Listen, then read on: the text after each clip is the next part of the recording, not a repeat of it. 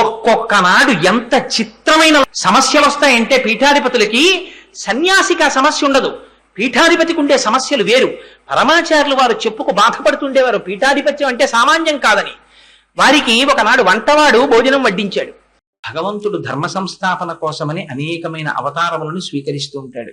అజాయమానో బహుధా విజాయతే అని అసలు ఒక శరీరముతో రావలసినటువంటి అవసరం లేనటువంటి పరమాత్మ రాక్షస సంహారము కోసమని ఒక అవతారమును తీసుకుని భూమి మీద నడయాడుతూ ఉంటాడు. పరిత్రాణాయ సాధూనాం వినాశాయ చ దుష్కృతాం ధర్మ సంస్థాపనార్థాయ సంభవామి యుగే యుగే అని ప్రతిజ్ఞ చేశాడే. కానీ అటువంటి స్వరూపానికి గురుస్వరూపానికి చాలా తేడా ఉంటుంది. అది రాక్షస సంహారము చేయవచ్చు, కానీ ఒక గురువు యొక్క స్వరూపం అన్ని విధాలా భిన్నంగా ఉంటుంది. గురువు యథార్థమునకు మనలా కర్మ అనుభవించడం కోసమని చెప్పి శరీరముతో వచ్చినటువంటి వారు కారు. రమణ మహర్షి గురించి వ్యాఖ్యానం చేస్తూ కృష్ణ భిక్షు చాలా అందమైన మాట ఒకటి రాస్తారు. జ్ఞానికి ప్రారబ్ధం ఉండదా అని ఒక ప్రశ్న వేసి దాని గురించి ఆయన వ్యాఖ్యానం చేశారు. మనం ఎలా ప్రారబ్ధాన్ని అనుభవిస్తామో అలా జ్ఞాని కూడా శరీరం ఉన్నంత కాలము ప్రారబ్ధాన్ని అనుభవిస్తాడు కదా. రమణ మహర్షికి సర్కోమా వ్యాధి రాలేదా? చంద్రశేఖర పరమాచార్యుల వారికి ఊపిరితిత్తులలో ఒక ఊపిరితిత్తి పాడైపోలేదా? అంతటి పరమాచార్యుల వారు వెళ్లి మహామఖంలో స్నానం చెయ్యాలి అంటే కదలలేనటువంటి పరిస్థితి ఏర్పడలేదా? మరి అటువంటప్పుడు వారి శరీరమునకు కష్టం ఉంది, మన శరీరమునకు కష్టం ఉంది. మరి జ్ఞానికి మనకి ఉండేటటువంటి భేదం ప్రారబ్ధాన్ని అనుభవించడంలో ఎక్కడొస్తుంది అంటే, మనం ప్రారబ్ధాన్ని అనుభవించేటప్పుడు తాదాత్మ్యతని చెందుతాం. ఒక సుఖమును అనుభవిస్తే ఇది నా యొక్క గొప్పతనం చేతనే వచ్చింది అంటాం. ఒక దుఃఖం వస్తే అయ్యో ఈ దుఃఖము నాకు రాకూడదు, దుఃఖం వచ్చిందని దుఃఖమునకు తాదాత్మ్యత చెందుతాం. కానీ జ్ఞాని యొక్క స్థితి వేరుగా ఉంటుంది. సుఖము కాని దుఃఖము కాని తాను సాక్షి మాత్రంగా ఉంటారు.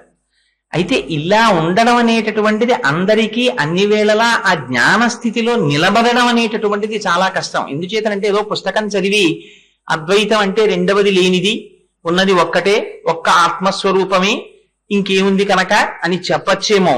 కానీ యథార్థమైనటువంటి జీవితంలో అద్వైతానుభూతిని తాను పొందుతూ అద్వైత స్థాయి నుంచి ఒక్క అంగుళం కూడా కిందకి జారకుండా లోపల నిలబడగలగడం అనేటటువంటిది మాత్రం అంత సాధ్యమైన విషయం కాదు. అలా రావాలి అంటే అది కొన్ని కోట్ల కోట్ల మందిలో ఎవరో ఒక్కరికి వస్తోంది. అటువంటి వారు మహాపురుషులు. నాని పాల్కీవాలా అంటారు, they are the members of dominant minority అని. అదిగో అటువంటి వారిలో కారణజన్ములు చంద్రశేఖర పరమాచార్యుల వారు. నేను ఈ మాట ఎందుచేతంటున్నానంటే, కారణజన్ములు అని వారికి ఒక గురువు దగ్గర విద్యాభ్యాసం లేదు.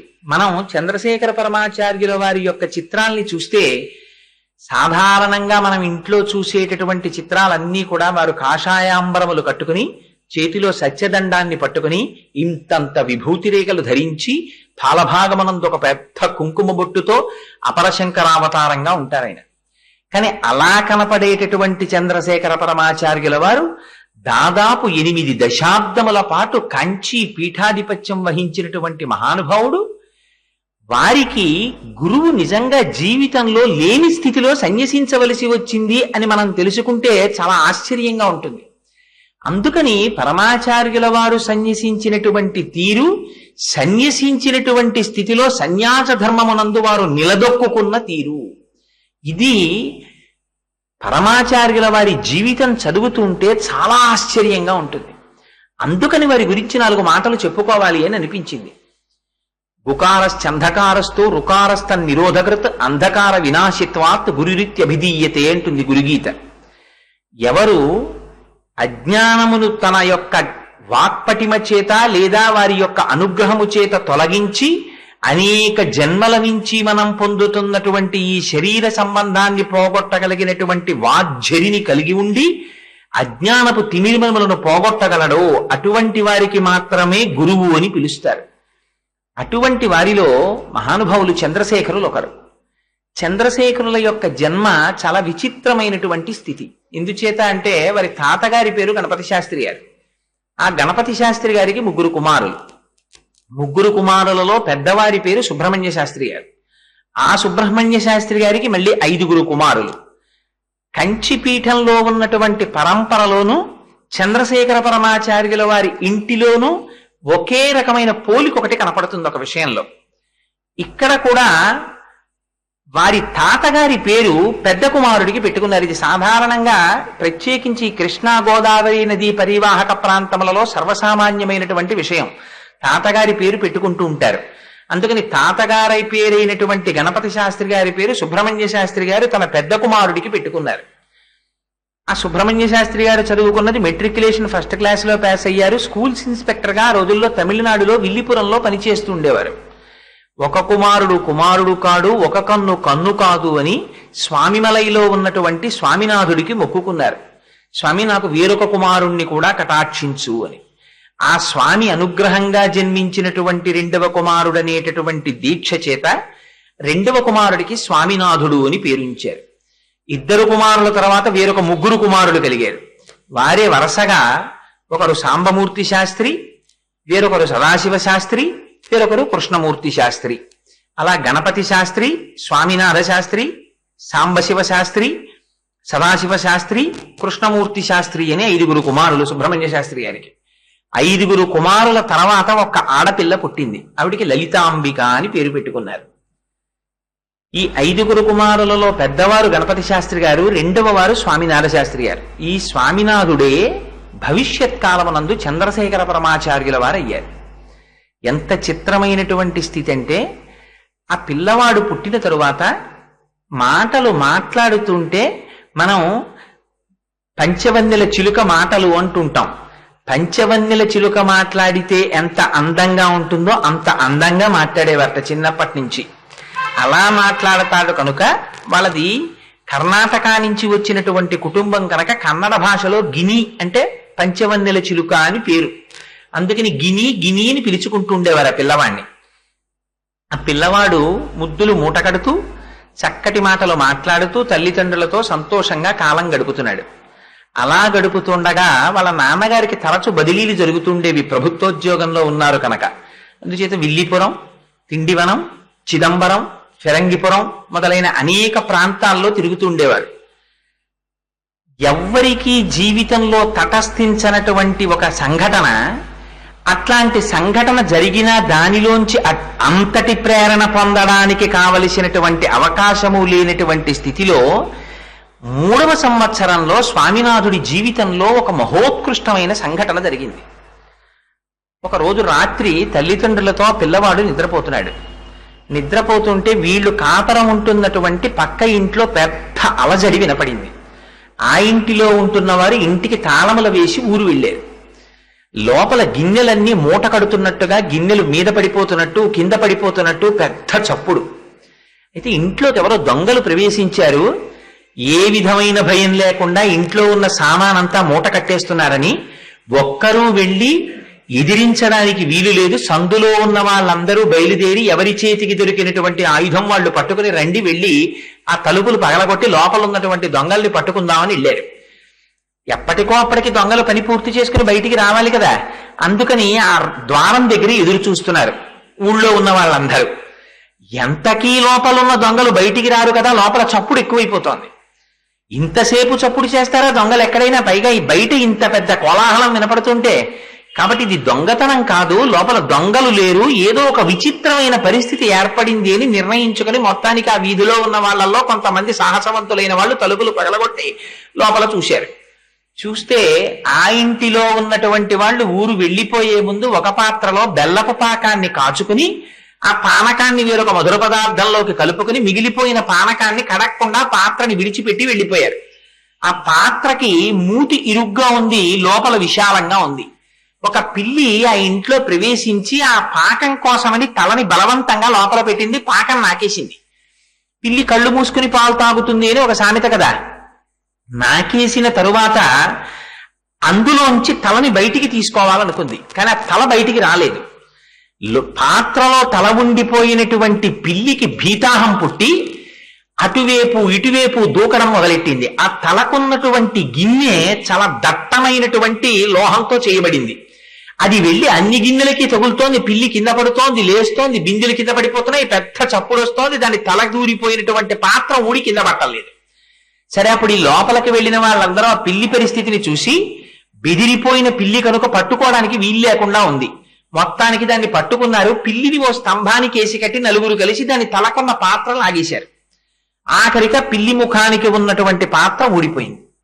పిల్లి వెళ్ళిపోయింది. చిత్రం ఏమిటో తెలుసా అండి?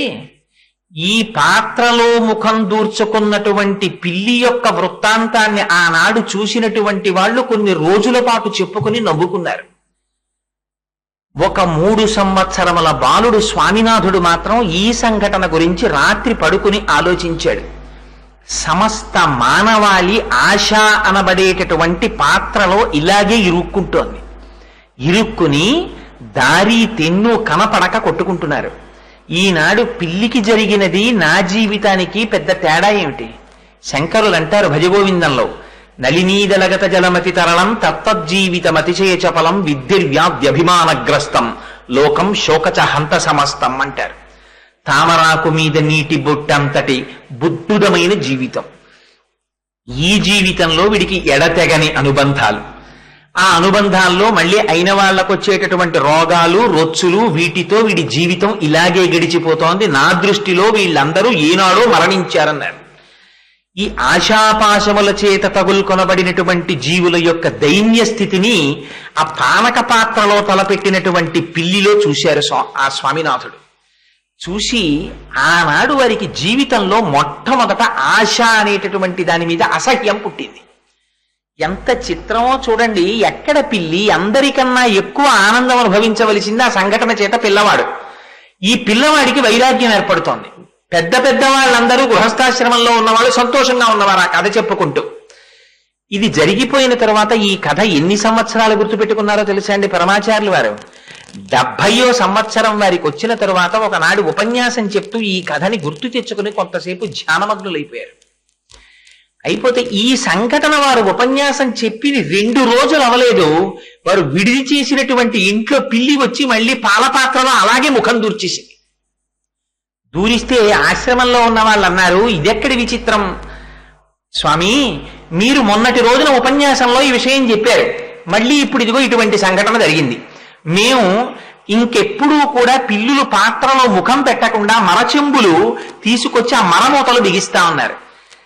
అందరు శిష్యులు ఈ మాట అన్నాక పరమాచార్యులు వారు అన్నారు, మరమూతలు పెట్టకండి, విశాలమైన పాత్రలలో పాలు పొయ్యండి, కావలసినవి తాగి పిల్లులు వెళ్ళిపోతాయన్నారు. ఆ మాటలో ఎంత తేడాయో చూడండి.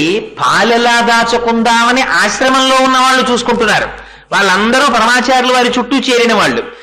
ఆశ్రమంలో చేరిపోయి ఉన్నంత మాత్రం చేత వైరాగ్య సిద్ధి కలిగిపోయినట్టు కాదు. రమణులు ఆశ్రమం స్థాపించినటువంటి కొత్తల్లో, మళ్ళీ రమణులు ఎప్పుడు ఆశ్రమం స్థాపించాలంటే ఒప్పుకునేవారు కాదు. ఆశ్రమం ఏర్పడినటువంటి కొత్తల్లో కొత్తగా వచ్చి చేరినటువంటి వారిని చూసి పాతవారికి కొంచెం అసూయగా ఉండేది. వీళ్ల ప్రాబల్యం పెరిగిపోతోందని రమణుల దగ్గరికి వెళ్ళి చాడీలు చెప్తుండేవారు. చెప్తుంటే ఒకనాడు రమణులు మధ్యాహ్న భోజనం అయిపోయిన తరువాత విడిదిలోకి వస్తున్నారు. వస్తుంటే అంతకు ముందు ఆశ్రమంలో ఉన్నటువంటి కుక్క అక్కడ పడుకునుంది. కొత్తగా ఒక కుక్క గేటు దాటి లోపలికి వస్తోంది. కొత్తగా లోపలికి వస్తున్నటువంటి కుక్కని చూసినటువంటి పాత కుక్క గభాలను నిద్రలేచి విశేషమైన వేగంతో ఎదురెళ్లి దాని మీద పడి పోరాటం చేస్తోంది. రమణులు ఒక్కసారి పాత శిష్యుల వంక కొత్త శిష్యుల వంక చూసి అన్నారు, కుక్కలు కదా, కొత్త వాటిని సహించవు, దెబ్బలాడుకుంటాయన్నారు. ఇంకా తరువాత ఆశ్రమంలో ఎప్పుడూ దెబ్బలాట జరగలేదు. మహాత్ముల యొక్క ఆలోచన, మహాత్ముల యొక్క మాటలు అంత విశాలంగా ఉంటాయి. అందుకే మనం ఎవ్వరం ఊహించలేము మహాపురుషుల యొక్క స్థితి. ఆశ్రమంలోనే ఉండేవాడు ఒక ఆయన, కంచిపీఠంలో వంటశాలలో ఉద్యోగం చేస్తుండేవాడు. ఒక రోజున ఎవరూ చూడకుండా పట్టుకుపోదామనేటటువంటి ఉద్దేశ్యంతో ఆశ్రమంలో ఉన్న మినప్పప్పు 4 షేర్లు మూట కట్టి తలకంటే తలగడాలా పెట్టుకు పడుకున్నాడు. అందరూ పడుకుంటే మూటట్టుకు బయటికి వెళ్ళిపోదామని. ఆశ్రమంలో ఉన్నటువంటి మేస్త్రి చూసి పరమాచార్యుల వారికి చెప్పాడు, స్వామి వీడు మినప్పప్పు పట్టుకుపోతున్నాడు. పరమాచార్యుల వారు అన్నారు, ఆ దోషం వాడిది కాదు మనది. వాడికి ఎన్నడో పీఠంలో వడలు సరిగ్గా పెట్టి ఉండరు. అందుకని రేపటి రోజున ఈ మినప్పప్పు నానపోసి రుబ్బి అందులో జీలకర్ర కొత్తిమీరి అవి బాగా వేసి ఎక్కువ గార్లు తయారు చేసి అందరి సమక్షంలో వీడు కడుపు నిండా తినేటట్టుగా ఆ వడలు పెట్టండి, మన దోషం పోవాలి ముందన్నారు. అందరిలో కూర్చోపెట్టి వాడికి వడలు తినిపించారు. అందుకని మనం ఒక దృష్టితో చూస్తాం, వారు ఒక దృష్టితో చూస్తారు. అందుకని 3వ సంవత్సరంలోనే ఒక పిల్లి పాత్రలో తలపెడితే ఆ పిల్లవాడి యొక్క మనస్సు మీద ఆ విధమైనటువంటి ఆ వాతావరణం ఏర్పడింది. అటువంటి ప్రతిస్పందన ఆయనలోంచి వచ్చింది. అది దాటిపోయింది. 5వ సంవత్సరం వచ్చినప్పుడు పరమాచార్యుల వారి జీవితంలో ఒక విచిత్రమైన సంఘటన జరిగింది. వాళ్ళ తండ్రి గారు చిదంబరంలో ఉత్సవాలు చూడడం కోసమని వెళ్ళారు. వెడితే పిల్లవాడు కనుక ఈయన కూడా నేను ఉత్సవాలు చూడడానికి వస్తానని తండ్రితో పాటు బయలుదేరారు.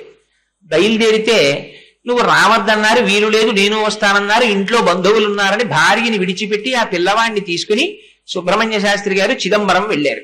తీరా రాత్రి బ్రహ్మాండమైన ఊరిరిగింపు జరుగుతుంది స్వామికి. ఈలోగా పిల్లవాడికి నిద్ర వచ్చి పడుకున్నాడు. లేపితే ఏడుస్తాడేమో, తల్లి కూడా పక్కన లేదు కదా అని ఆ పిల్లవాడిని అలాగే విడిచిపెట్టి తండ్రి గారు చిదంబరంలో ఉత్సవాలు చూడడానికి వెళ్ళారు. ఆ సంవత్సరం ఉత్సవాలలో ఎన్నడూ లేని రీతిలో చిదంబరంలో ఘోరమైన అగ్ని ప్రమాదం జరిగింది. ఆ అగ్ని ప్రమాదం తొక్కిసలాటలో కొన్ని 100 మంది చనిపోయారు. ఎలాగో అలా తప్పించుకుని సుబ్రహ్మణ్య శాస్త్రి గారు మాత్రం స్నేహితుడి ఇల్లు చేరుకున్నారు. మరునాడు పొద్దున్న పిల్లవాడు లేచి, నాన్నగారు రాత్రి నన్ను ఎందుకు తీసుకెళ్లలేదు తిరణాలకని ఏడుస్తున్నాడు. తీసుకెళ్ళకపోవడం మంచిదైందిరా, తీసుకెడితే నువ్వు నేను కలుసుకునే అవకాశం కూడా ఉండేది కాదు అని తండ్రి గారు చెబితే పిల్లవాడు నమ్మలేదు. ఎత్తుకుని రైలు ఎక్కి తిరిగి వచ్చేశారు. ఆశ్చర్యకరమైన సంఘటన. అదే రోజు రాత్రి మహాలక్ష్మమ్మ గారికి, అంటే సుబ్రహ్మణ్య శాస్త్రి గారి భార్యకి, రాత్రి కలలో చిదంబరంలో అగ్ని ప్రమాదం జరిగినట్టు కలొచ్చింది. తెల్లవారే వరకు ఆవిడ స్వామి నామం చెప్పుకుంటూ పడుకుని లేచి, నిజంగా పిల్లవాడికి ఏం ఉపద్రవం రాలేదు కదా అని బెంగ పెట్టుకుంటున్నారు. పెరుగు తెచ్చేటటువంటి అమ్మి ఎదురొచ్చి, నిన్న రాత్రి చిదంబరంలో బ్రహ్మాండమైన అగ్ని ప్రమాదం జరిగిందట, కొన్ని 100 మంది మరణించారని చెప్పింది. అయ్యో గినికి ఏ ప్రమాదం వచ్చిందో అని తల్లిగారు బెంగ పెట్టుకుంటున్నారు. సుబ్రహ్మణ్య శాస్త్రి గారు పిల్లవాడిని చంకలో పెట్టుకుని రైలు దిగి నడిచి ఇంటికి వస్తున్నారు. చూసి ఆ రోజున మహాలక్ష్మమ్మ గారు అన్నారు, ఇక నా జీవితంలో నిన్ను విడిచిపెట్టాను, నీ తండ్రితో కూడా నిన్ను పంపించను, నిన్ను విడిచి నేను ఉండలేను అన్నారు. ఈ మాట అన్న మహాలక్ష్మమ్మ గారు తానే తీసుకుని వెళ్ళి అనుకోకుండా పిల్లవాడిని కంచిపీఠంలో సన్యాసాశ్రమానికి అప్పగించి రావలసి వచ్చింది. భగవంతుని యొక్క నిర్ణయాలు ఎంత విచిత్రంగా ఉంటాయో చూడండి. ఇంటికి వచ్చారు. వారు అరుగు మీద కూర్చుని చెవులకి బంగారపు ఆభరణాలు ఉండేవి. పరమాచార్యులు వారికి చిన్నతనంలో స్వామినాథుడు అనేటటువంటి పూర్వాశ్రమ నామంతో ఉండగా పున్నుస్వామి అని పేరు పెట్టుకున్నటువంటి ఒక అగంతకుడు వచ్చి, నీ చెవులకు ఉన్నటువంటి ఆభరణములకు మెరుగు పెట్టాలి, నాకు తీసి ఇమ్మన్నాడు. అంటే అయ్యో మా అమ్మగారు కూడా వీటికి మెరుగు పెట్టించాలనుకుంటున్నారు, వీటికి మరమ్మత్తులు కూడా చేసి మెరుగు కూడా పెట్టి పట్టరమ్మని ఆ చెవులకున్న ఆభరణములు తీసి ఆ పొన్నుస్వామికి ఇచ్చారు. తమిళంలో పొన్ను అంటే బంగారం. తీసి ఆయన చేతిలో పెట్టి ఎంతో సంతోషంగా ఇంట్లోకి వెళ్ళి అమ్మని పిలిచి, అమ్మా అమ్మా నా చెవిపోగులు ఎప్పటి నుంచో నువ్వు మరమ్మత్తు చేయించి మెరుగు పెట్టించాలనుకుంటున్నావు కదా, నా చెవిపోగులు తీసి పొన్నుస్వామికి ఇచ్చాను అన్నారు. ఎవర్రా పొన్నుస్వామి అంటే, అదేనమ్మా చెవికమ్మలు మెరుగు పెట్టేవాడు అన్నారు. చెవికమ్మలు మెరుగు పెట్టేటటువంటి వాడిగా వచ్చి పొన్నుస్వామి ఆనాడు బంగారం తీసుకెళ్లిపోతే ఆ పాప పరిహారం కోసమని పరమాచార్యుల వారికి ఎన్ని కనకాభిషేకాలు చేయించిందో అమ్మ. చిన్నతనంలో తన చెవికమ్మలు తీసి అమాయకంగా ఇచ్చినటువంటి పరమాచార్యుల వారు తరువాతి కాలంలో జంబుకేశ్వరంలో అఖిలాండేశ్వరి అమ్మవారి చెవి తాటంకములను పునఃప్రతిష్టలు చేసేటప్పుడు మహానుభావుడు ఎంత గొప్ప గొప్ప దీక్షలు చేపట్టారు. అలా చెవి ఆభరణములను పోగొట్టుకున్నారు చిన్నతనంలో. ఎన్నడూ ఆయనకి సన్యసించాలనేటటువంటి కోరికే లేదు. అలా జీవితం నడుస్తున్నటువంటి రోజులలో వారు మిషనరీ స్కూల్లో చదువుకునేవారు. పైగా వారికి చిన్నతనంలో బైబిల్ కంఠస్థం. అలా చదువుకుంటున్నటువంటి రోజుల్లో అందరికన్నా బాగా చదివేవారు. ఒకనాడు ఇన్స్పెక్టర్ ఆఫ్ స్కూల్స్ ఆ పాఠశాలని తనిఖీ చేయడానికి వచ్చాడు. పరమాచార్యుల వారి, అంటే పరమాచార్యుల వారు అనగా పూర్వాశ్రమ నామం స్వామినాథుడు అనే పేరుతో ఉండగా ఆ పిల్లవాడిని పిలిచి 1వ క్లాసు పాఠ్య పుస్తకాన్ని చదవమన్నారు. ఏదో 10వ క్లాస్ పిల్లాడు చదివినట్టు గడగడా చదివారు. అది చూసి ఆశ్చర్యపోయి ఆ ఇన్స్పెక్టర్ గారు 2వ క్లాస్ పుస్తకం తెప్పించారు. దాన్ని కూడా గడగడా చదువుతూ స్పష్టంగా అర్థం కూడా విడమరిచి చెప్పారు. ఆశ్చర్యపోయి 3వ క్లాస్ పుస్తకం తెప్పించారు. ఆ పుస్తకాన్ని కూడా గడగడా చదువుతూ విస్పష్టంగా అర్థాలన్నింటినీ చెప్పారు. ఆశ్చర్యపోయిన ఇన్స్పెక్టర్ గారు ఈ పిల్లాడు 1వ క్లాసులో ఎందుకని 3వ క్లాసులో వేసేశారు. తండ్రి గారికి ఎటువంటి విచిత్ర సంకల్పం కలిగిందంటే ఇన్ని ఊళ్ళు తిరగడంలో పిల్లవాడికి సరిగ్గా చదువు రావట్లేదని ఇంగ్లీష్ చదువు మాన్పించి సంగీతంలో ప్రవేశపెట్టారు పిల్లవాడిని. కొన్నాళ్ళు సంగీతం నేర్చుకున్నారు. ఇలా జరుగుతుండగా 8వ సంవత్సరంలో ఆ గినికి ఉపనయనం చేశారు. ఆ ఉపనయనం చేస్తున్నటువంటి సందర్భంలోనే కంచి పీఠానికి 66వ పీఠాధిపతి పేరు, 64వ పీఠాధిపతి పేరు కూడా చంద్రశేఖర పరమాచార్యుల వారి. ఆ చంద్రశేఖరేంద్ర సరస్వతి స్వామి వారు అక్కడ దగ్గర ఉన్నటువంటి ప్రాంతములలో పర్యటిస్తుండగా వారికి కబురు చేశారు. ఇలా మా అబ్బాయికి ఉపనయనం జరుగుతోంది అన్న కబురు పంపిస్తే ఆయన మంత్రాక్షతలని పంపించారు. ఆ మంత్రాక్షతలు పిల్లవాడికి ఆశీపూర్వకంగా శిరస్సును ఉంచారు. 8వ సంవత్సరంలో ఉపనయనము జరపబడినటువంటి పిల్లవాడు ప్రతిరోజు సంధ్యావందనం చేసేవారు. చిన్నతనంలో స్వామినాథుడు కోటు వేసుకునేవారు. కోటు వేసుకుని ఏటిగట్టుకు వెళ్ళి ఆడుకుని ఇంకా అసుర సంధ్య వేళ అయిపోతోంది అనగానే ఆ కోటు చొక్కా వేసుకున్నటువంటి నిక్కరు విప్పి అవతల పారేసి గభాలన ఏట్లో దూకేవారు. దూకి స్నానం చేసి పిల్లలందరూ కూర్చుని సంధ్యావందనం చేసేవారు. చేసి ఇంకా బాగా చీకటి పడే వరకు ఆడుకుని మళ్ళీ కోటు వేసుకుని ఇంటికి వచ్చేవారు. ఒకనాడు వాళ్ళ అమ్మగారికి కోపం వచ్చి, ఎరా మన వంశంలో ఇంతకు ముందు వాళ్ళందరూ వేదం చదువుకున్నారు, మనం వేదం చదువుకోవడం లేదు, కనీసం సంధ్యావందనం కూడా చేయడం మానేశావా అన్నారు. అంటే నన్ను తప్పు పట్టకు, నేను సాయంకాలం అయ్యేటప్పటికి వేళ మీరిపోకుండా ఏటిలో స్నానం చేసి సంధ్యావందనం చేస్తున్నాను, నువ్వు నన్ను నిష్కారణంగా నిందిస్తున్నావు అన్నారు.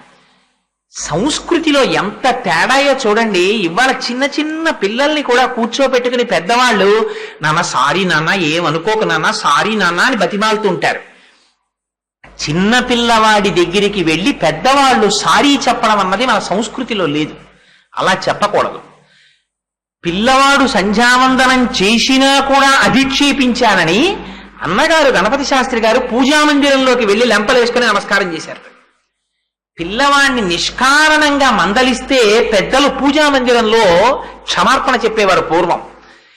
అంత గొప్ప సంప్రదాయం కలిగినటువంటి కుటుంబం ఆ కుటుంబం. అమ్మగారి మడి అసలు నిప్పులు కూడా కలిగేవారు ఆవిడ, అంత మడి.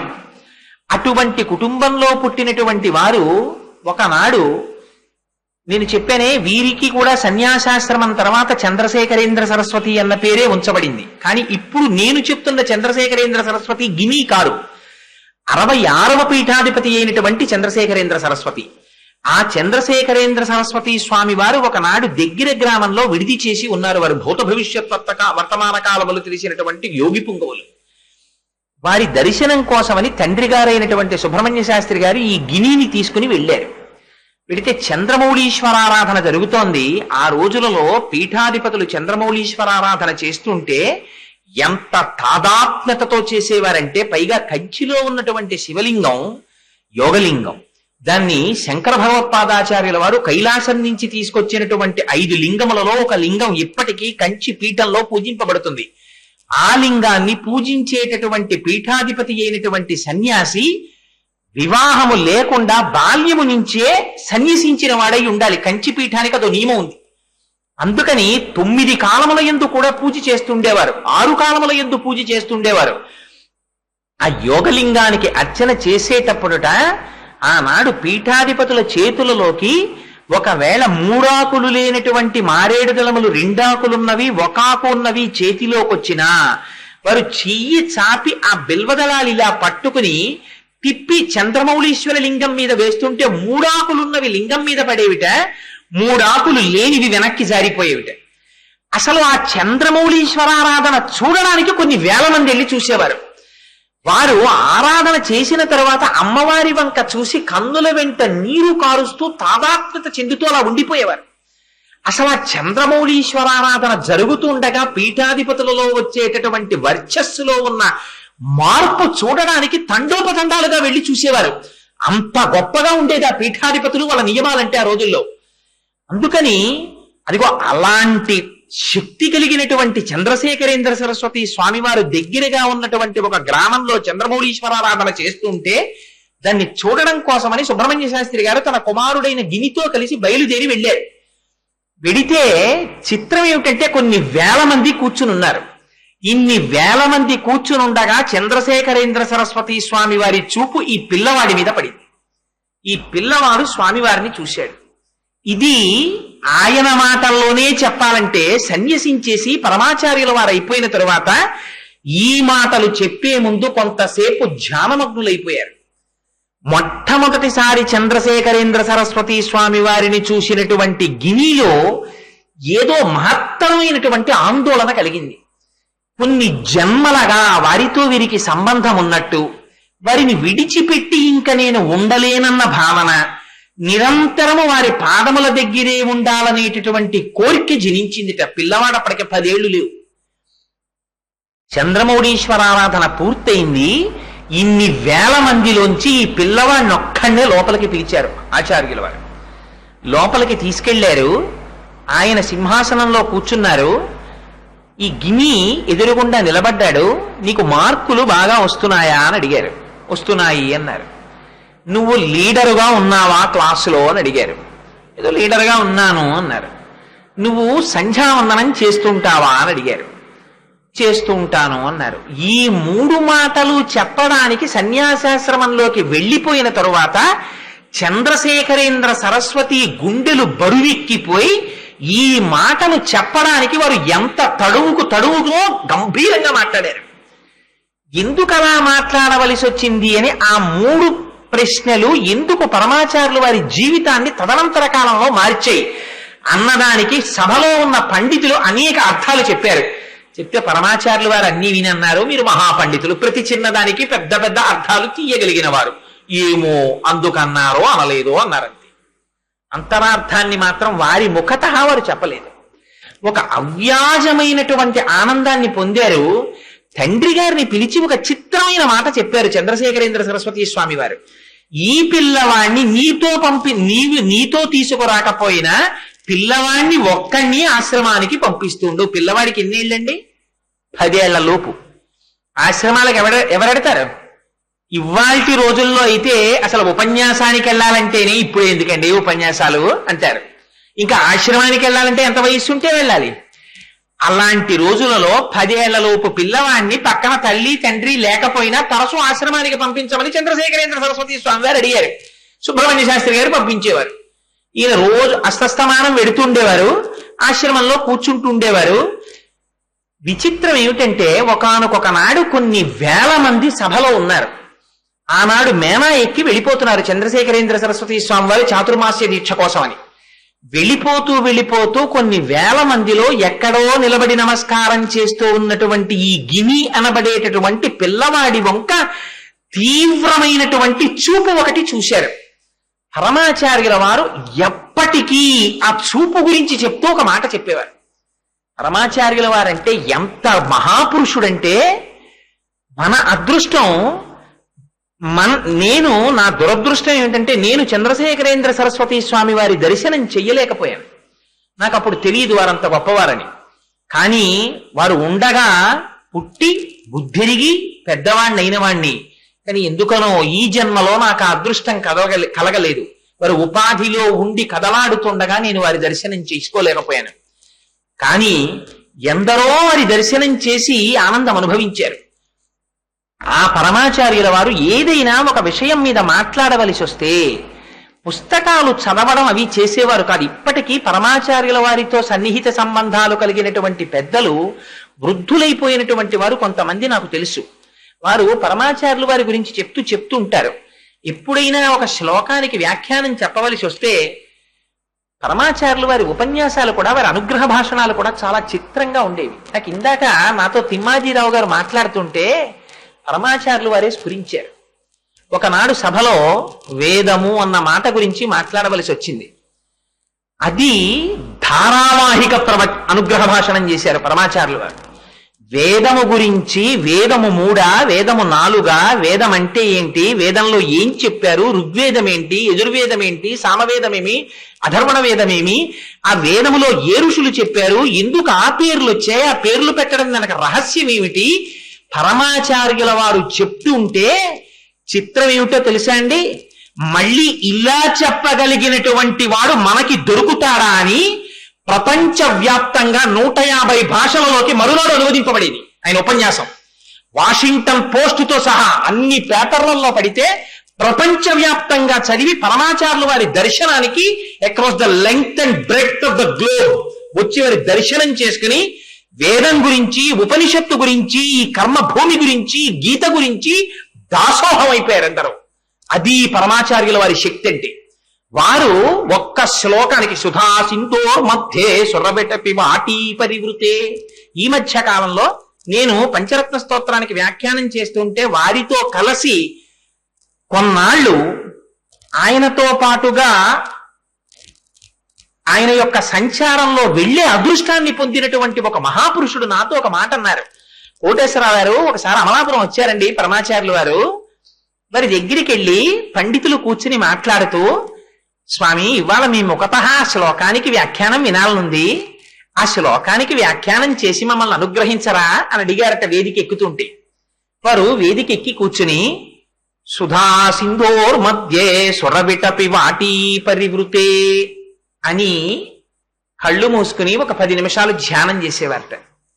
చేసి మాట్లాడితే ఆని ముత్యాల మాటలు, ఎక్కడ స్పష్టతకి లోటు ఉండదు. ఎంత చిత్రమో తెలుసా అండి. భవన్స్ వాళ్ళు ఈ జాతికి చేసిన ఉపకారం, చంద్రశేఖర పరమాచార్యుల వారు చేసినటువంటి అనుగ్రహ భాషణాలన్నింటినీ వారు ఇన్స్టింక్ట్ గా ఇంగ్లీష్ లోకి తర్జుమా చేస్తే తర్వాత అవి ప్రపంచ భాషలన్నింటిలోకి అనువదింపబడ్డాయి వారు చేసిన అనుగ్రహ భాషణాలు. సరస్వతీదేవి వారి నాలుక మీద నడయాడేది. ఒకనాడు సభలో పరమాచార్యులు వారు ఒప్పుకున్నారు. కంచి కామాక్షి అమ్మవారితో ఎదురెదురు కూర్చుని మాట్లాడేవారు పరమాచార్యులు వారు. అది వారి స్థితి. అటువంటి మహాపురుషుడు కనుక ఆ పరమాచార్యుల వారు ఎంత చిత్రమైన స్థితి అంటే, అన్ని వేల మందిలో నించున్నటువంటి పిల్లవాడి వంక చంద్రశేఖరేంద్ర సరస్వతి ఒక గొప్ప చూపు చూశారు. ఆ చూపుకి అర్థాన్ని నేను ఎన్నటికీ చెప్పలేను, అది చెప్పడానికి నాకు మాటలు చాలవని చెప్పుకున్నారు పరమాచార్యుల వారు. ఇన్ని శ్లోకాలకు వ్యాఖ్యానాలు చెప్పిన వారు ఎక్కడెక్కడో ఎక్కడా లేనటువంటి అర్థాలతో కూడినటువంటి వ్యాఖ్యానాన్ని తయారు చేసుకున్నామన్నటువంటి మహాపురుషులు పరమాచార్యుల వారి దగ్గరికి వెడితే వారు పుస్తకం పట్టుకుని దగ్గరికి వస్తే ఎందుకు వచ్చారో కూడా చూడకముందే పరమాచార్యుల వారు అనేవారు, మీరు ఈ శ్లోకానికి ఇలా వ్యాఖ్యానం చెప్దామని తయారు చేసుకుని వచ్చినట్టున్నారు, కానీ మీరు ఫలానా పుస్తకం ఒకటి తాళపత్ర గ్రంథం ఉంది, అందులో 87వ పుటలో ఉన్నటువంటి 3వ పారాగ్రాఫ్ ఒకసారి చదువుకు రండి అనేవారు. తంజావూరు సరస్వతి లైబ్రరీకి వెళ్ళి ఆ భాండాగారంలోంచి తాళపత్ర గ్రంథం తీసి ఆ పేజీలో 3వ శ్లోకాన్ని చదివితే ఆ 3వ శ్లోకానికి ఉన్నటువంటి వ్యాఖ్యానాన్ని అప్పటికి కొన్ని వందల సంవత్సరాల క్రితం వీరికి వచ్చినటువంటి భావాన్ని పూర్వం కొంతమంది మహానుభావులు వ్యాఖ్యానంగా చేసేసి ఉన్నారు. ఎక్కడ తెలిసేదో, వచ్చిన వారు ఎందుకు వచ్చారో ఎలా తెలిసేదో తెలియదు. అటువంటి స్థితిని పొందిన మహాపురుషుడు ఆనాడు చంద్రశేఖరేంద్ర సరస్వతి నన్ను చూసినటువంటి చూపులకు అర్థాన్ని నేను చెప్పలేను, నాకు భాష చాలదన్నారు. అంటే మహాపురుషుల యొక్క దృక్కులు ఎలా ఉంటాయో చూడండి. అందుకని అమ్మవారికి మీనాక్షి అని పేరు. చూపులతో పోషించేస్తుంది తల్లి. అదిగో ఆ కామాక్షి అమ్మవారిని అర్చించి అర్చించి ఆ స్థితిని పొందారు కంచిపీఠంలో ఎందరో ఆచార్యులు. అందుచేత అదిగో ఆ పిల్లవాడిని అలా చూశారు. ఆనాటి నుంచి మరి ఏం మార్పు వచ్చేసిందో తెలియదు. ఇంట్లో చెప్పకుండా కూడా తెల్లవారుజాము 4 గంటలకు లేచి తెలుసున్న స్నేహితుడిని లేపుకుని వెళ్ళిపోతుండేవారు ఆ పీఠానికి. వెళ్ళిపోతే ఇంతమందిలో ఆ పిల్లాడు పరిగెత్తుకుంటూ పొద్దున్న ఇంటి రాగానే 2-3 గంటలు ప్రయాణం చేసి చూసినటువంటి ఆచార్యులు పొంగిపోయి పిల్లాడిని దగ్గర కూర్చోపెట్టుకుని అతనితో మాట్లాడుతుండేవారు. పోనప్పటికి గిని వేదం చదువుకున్నారా? వేదం చదువుకోలేదు. పోనీ ఉపనిషత్తులు ఏమైనా చదువుకున్నారా? చదువుకోలేదు. పోనీ ఏమైనా పంచనాటకాలు చెప్పుకున్నారా? ఏమీ చెప్పుకోలేదు. సంస్కృతమునందు ఏమైనా ప్రవేశం ఉందా? ప్రవేశం లేదు. మరి ఏమిటి ఆ పిల్లవాడి పట్ల ఆకర్షణ? తెలియదు. ఇలా వెళ్ళిపోతుండేవారు. పీఠాధిపతితో 2 రోజులు గడిపేసిన తర్వాత చిత్రం ఏమిటంటే, పాపం ఈయన పీఠాధిపతి దర్శనం కోసమని పరిగెడుతుంటే, ఆ రోజుల్లో పీఠాధిపతులు వెడుతుంటే చక్రవర్తులు వెడుతున్నట్టుగా వెడుతుండేవి. ఏనుగులు, ఒంటెలు, గుర్రాలు, రథాలు, పెద్ద పరివారం, ఇంతమంది వెళ్ళేవారు. పాపం నడవలేక ఒకనాడు గిని వెళ్ళి నన్ను గుర్రబండి ఎక్కించుకోమని అడిగారు. కార్వార్ అని పీఠానికి వెళ్ళేటటువంటి పరివారానికి అధిపతి ఉంటారు.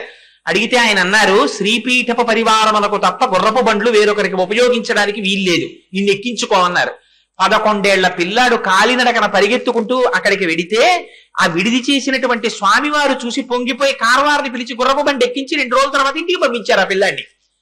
అలా పీఠాధిపతితో ఏదో తెలియనటువంటి గొప్ప అనుబంధం ఏర్పడిపోయింది. ఇలా ఏర్పడినటువంటి కొన్నాళ్ల తర్వాత గిని పెద్దమ్మ గారి కుమారుడు ఒక ఆయన ఉండేవారు. ఆయన ఎప్పుడు వేదం చదువుకోవడం తప్ప అసలు ఇంగ్లీష్ చదువు అన్నది చదువుకోలేదు. పైగా చిత్రం ఏమిటంటే ఆయన కోప్పడడం నా జీవితంలో నేను చూడలేదు అని చెప్పుకున్నారు పరమాచార్యులు వారు. అటువంటి వారు చంద్రశేఖరేంద్ర సరస్వతి స్వామి వారితో ఉండి చంద్రమౌళీశ్వరారాధనలోనూ నైవేద్యాల్లోనూ పాలు పంచుకుంటూ ఉండేవారు. చాలా అంతరంగికమైనటువంటి సేవకుడిగా ఉండేవారు ఆచార్యుల వారికి. అలాంటి వారు వేదం చదువుకోవడం కోసమని వీరు కుంభకోణంలో ఉండగా వీరింట్లోనే ఉండి చదువుకుంటున్నారు. అంటే గిని యొక్క పెద్దమ్మ గారి కుమారుడు ఆయన అలా ఉండి వేదం చదువుకుంటున్నటువంటి రోజులలో ఒకనాడు ఒక ఆశ్చర్యకరమైన సంఘటన జరిగింది. చంద్రశేఖరేంద్ర సరస్వతి స్వామి వారికి 1000 గ్రామాల స్వామివారని పేరు. ఉన్న ఊళ్ళో ఉండేవారు కాదు, అన్ని గ్రామాలు పర్యటిస్తూ ఉండేవారు. ఆ పర్యటనలు చేస్తున్నటువంటి సమయంలో ఒకనాడు వారికి మసూచి వచ్చింది. ఆ మసూచి వస్తే ఆ రోజుల్లో ప్రభుత్వపు యొక్క నిబంధనలు కూడా అలాగే ఉండేవి. ఎవ్వరూ దగ్గరికి వెళ్ళడానికి కూడా వీల్లేదు. ఆఖరికి చంద్రశేఖరేంద్ర సరస్వతి స్వామి వారి యొక్క ఆంతరంగిక పరివారం కూడా దగ్గరికి వెళ్ళి ముట్టుకునేవారు కాదు. అప్పుడు ఈ గిని గారి యొక్క పెద్దమ్మ గారి కుమారుడు ఆయన మాత్రం స్వతంత్రించి నా శరీరం పడిపోయినా నాకు బాధ లేదు, నేను నా గురువు గారి సేవ మాత్రమే చేసుకుంటాను అని వెళ్ళి మసూచితో బాధపడుతున్నటువంటి చంద్రశేఖరేంద్ర సరస్వతి స్వామి వారి యొక్క శుశ్రూష చేస్తున్నారు. చేస్తుంటే స్వామివారికి అప్పటికి 40 సంవత్సరాలు చంద్రశేఖరేంద్ర సరస్వతి స్వామికి. ఆయన శరీరం ఇంకా పడిపోతుంది అని నిర్ణయానికి వచ్చేశారు. గినికి కబురు చెయ్యమన్నారు. అతనికి సన్యాసం ఇస్తాను, నా తర్వాత పీఠాధిపత్యం అతనికి ఇస్తానన్నారు. అంటే ఆశ్రమంలో ఉన్నటువంటి పండితులు ఉన్నతాధికారులు ఆశ్చర్యపోయారు. ఆ పిల్లవాడికి గట్టిగా 13 సంవత్సరాల వయస్సు, సంస్కృతం చదువుకోలేదు, వేదం చదువుకోలేదు, గురుముఖత విద్య లేదు, సంధ్యావందనం తప్ప వేరొకటి తెలియదు, గట్టిగా చంద్రమౌళీశ్వరారాధన చెయ్యడం కూడా చేత కాదు, మేరువుని అర్చించడం అంతకన్నా చేత కాదు. పైగా చదువుకున్న చదువు చూస్తే ఇంగ్లీష్ చదువు, అది కూడా మిషనరీ స్కూల్లో చదువుకున్నవాడు. తండ్రి గారు చూస్తే ఇంగ్లీష్ ఉద్యోగం చేసుకుంటున్నాడు. ఇంగ్లీష్ ఉద్యోగం అంటే ఆ రోజుల్లో బ్రిటిష్ వాళ్ళ దగ్గర ఉద్యోగం చేసుకుంటూ అనేక ఊళ్ళు తిరిగినవాడు. వేదమునందు కాని ఇటువంటి పీఠముల యందు కాని మక్కువ ఉన్నట్టుగా కనపడినవాడు కాడు. పెద్దమ్మ గారు అబ్బాయి నిరంతరం మీకు శుశ్రూష చేస్తున్నాడు, ఆయనకి సన్యాసం ఇచ్చి పీఠాధిపత్యం ఇమ్మన్నారు. తలలో నాల్క. మహానుభావుడు వేదం అద్భుతంగా చదువుకున్నాడు. అందరికీ ఎంత సమయం పడుతుందో అందులో 4వ వంతులో వేదం నేర్చుకున్నాడు ఆయనకి పీఠాధిపత్యం ఇమ్మన్నారు. అంటే ఆనాడు చంద్రశేఖరేంద్ర సరస్వతి స్వామి వారు చెప్పారు, ఎంత చిత్రంగా ఉంటుందో చూడండి మహాపురుషుల యొక్క నిర్ణయం. మసూచి వ్యాధితో బాధపడుతూ సన్నిపాత జ్వరంతో ఉంటూ తెలివి తప్పిపోతున్న స్థితిలో నా తదుపరి పీఠాధిపతి గిని అవుతాడు, కానీ కబురంది గిని ఇక్కడికి వచ్చేంత వరకు నా శరీరము నిలబడదు. నా శరీరము పడిపోయిన తరువాత పీఠమునకు పీఠాధిపతి లేకుండా అయిపోతుంది. ఇప్పటి వరకు కంచి పీఠానికి నాతో కలిసి 66 మంది పీఠాధిపతులు వచ్చారు పరంపరాగతంగా. ఒక రోజు కూడా పీఠం ఖాళీగా లేదు. పీఠాధిపతి లేకుండా కంచి పీఠము ఉండకూడదు. శంకర భగవత్పాదాచార్యులు స్థాపించిన పీఠం ఈ పీఠం. అందుకని అత్యవసరంగా వారి పెద్దమ్మ గారి కుమారుడైనటువంటి ఈయనకి మహేంద్ర సరస్వతి అనేటటువంటి పేరుతో ఈయనకి సన్యాసం ఇచ్చి పీఠాధిపత్యం ఇస్తున్నాను, కానీ గినికి కూడా పీఠాధిపత్యం ఇచ్చి సన్యాసం ఇవ్వడానికి కావలసినటువంటి వస్త్రాల్ని, కమండలాన్ని, దండాన్ని సిద్ధం చేయండి అని చెప్పి, నేను అప్పటికి ఉండొచ్చు ఉండకపోవచ్చు, కానీ గినికి పీఠాధిపత్యము జరిగేటటువంటి సమయంలో ఇదిగో ఈ వస్త్రములు ధరింపచేయండి, నేనే దగ్గరుండి పీఠాధిపత్యము సన్యాసము ఇచ్చినట్టు లెక్క అని వస్త్రములను కూడా సిద్ధం చేసేసి వారి శరీరం విడిచిపెట్టేశారు. విడిచిపెట్టేసిన తరువాత గినిగారి పెద్దమ్మ గారి కొడుకు అన్నగారికి పీఠాధిపత్యం ఇచ్చారు. ఆయన ఎంతకాలం పీఠాధిపత్యం చేశారో తెలుసా అండి? అంతటి మహానుభావుడు కేవలం 8 రోజులు. పట్టాభిషేకం కూడా జరగలేదు. పీఠాధిపతికి పట్టాభిషేకం చేస్తారు.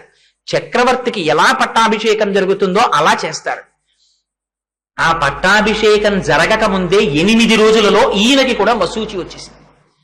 ఇటువంటి స్థితిలో తొందరపడి రమ్మని గిని యొక్క కుటుంబానికి కబురు చేశారు. పిల్లవాడు, తల్లిదండ్రులు అందరూ బయలుదేరి గబగబా కంచి వచ్చారు. వారు లోపల వచ్చిన ఉద్దేశం ఏమిటంటే, అయ్యో అంటే గిని వాళ్ళ అన్నగారికి కూడా మసూచి వచ్చింది కదా, సాక్షాత్తుగా సుబ్రహ్మణ్య శాస్త్రి గారి యొక్క వదిన గారి కుమారుడు. అందుకని అప్పటికి ఆ సుబ్రహ్మణ్య శాస్త్రి గారి యొక్క వదిన గారి భర్త అనగా తోడెల్లుడు శరీరం విడిచిపెట్టేశారు, పరమపదించారు. వదిన గారికి ఇంత కష్టం వచ్చింది, ఆవిడ కూడా పీఠంలో ఉండేవారు. ఆవిడ్ని పలకరిద్దామని ఆయన ఇన్స్పెక్టర్ ఆఫ్ స్కూల్స్ గా ఉన్నారు కాబట్టి ఖాళీ లేక ఎక్కడో అర్జెంటుగా క్యాంపు వెళ్ళవలసి వస్తే సుబ్రహ్మణ్య శాస్త్రి గారు వెళ్ళిపోయారు. తల్లిగారు మహాలక్ష్మమ్మ గారు పిల్లల్ని తీసుకుని ఈ స్వామినాథుణ్ణి కూడా తీసుకుని రైలు దిగారు. కంచిలో శంకర మఠంలోకి వెళ్లి విడిది చేసి స్నానం చేస్తున్నారు. స్నానం చేస్తుంటే కంచి పీఠం నుంచి గుర్రబండి వచ్చింది. ఈ గినిని బండి ఎక్కమన్నారు. ఒక్క శ్రీపీఠపు పరివారానికి మాత్రం తప్ప అన్యుల్ని ఆ వాహనాల్లో ఎక్కనివ్వరు.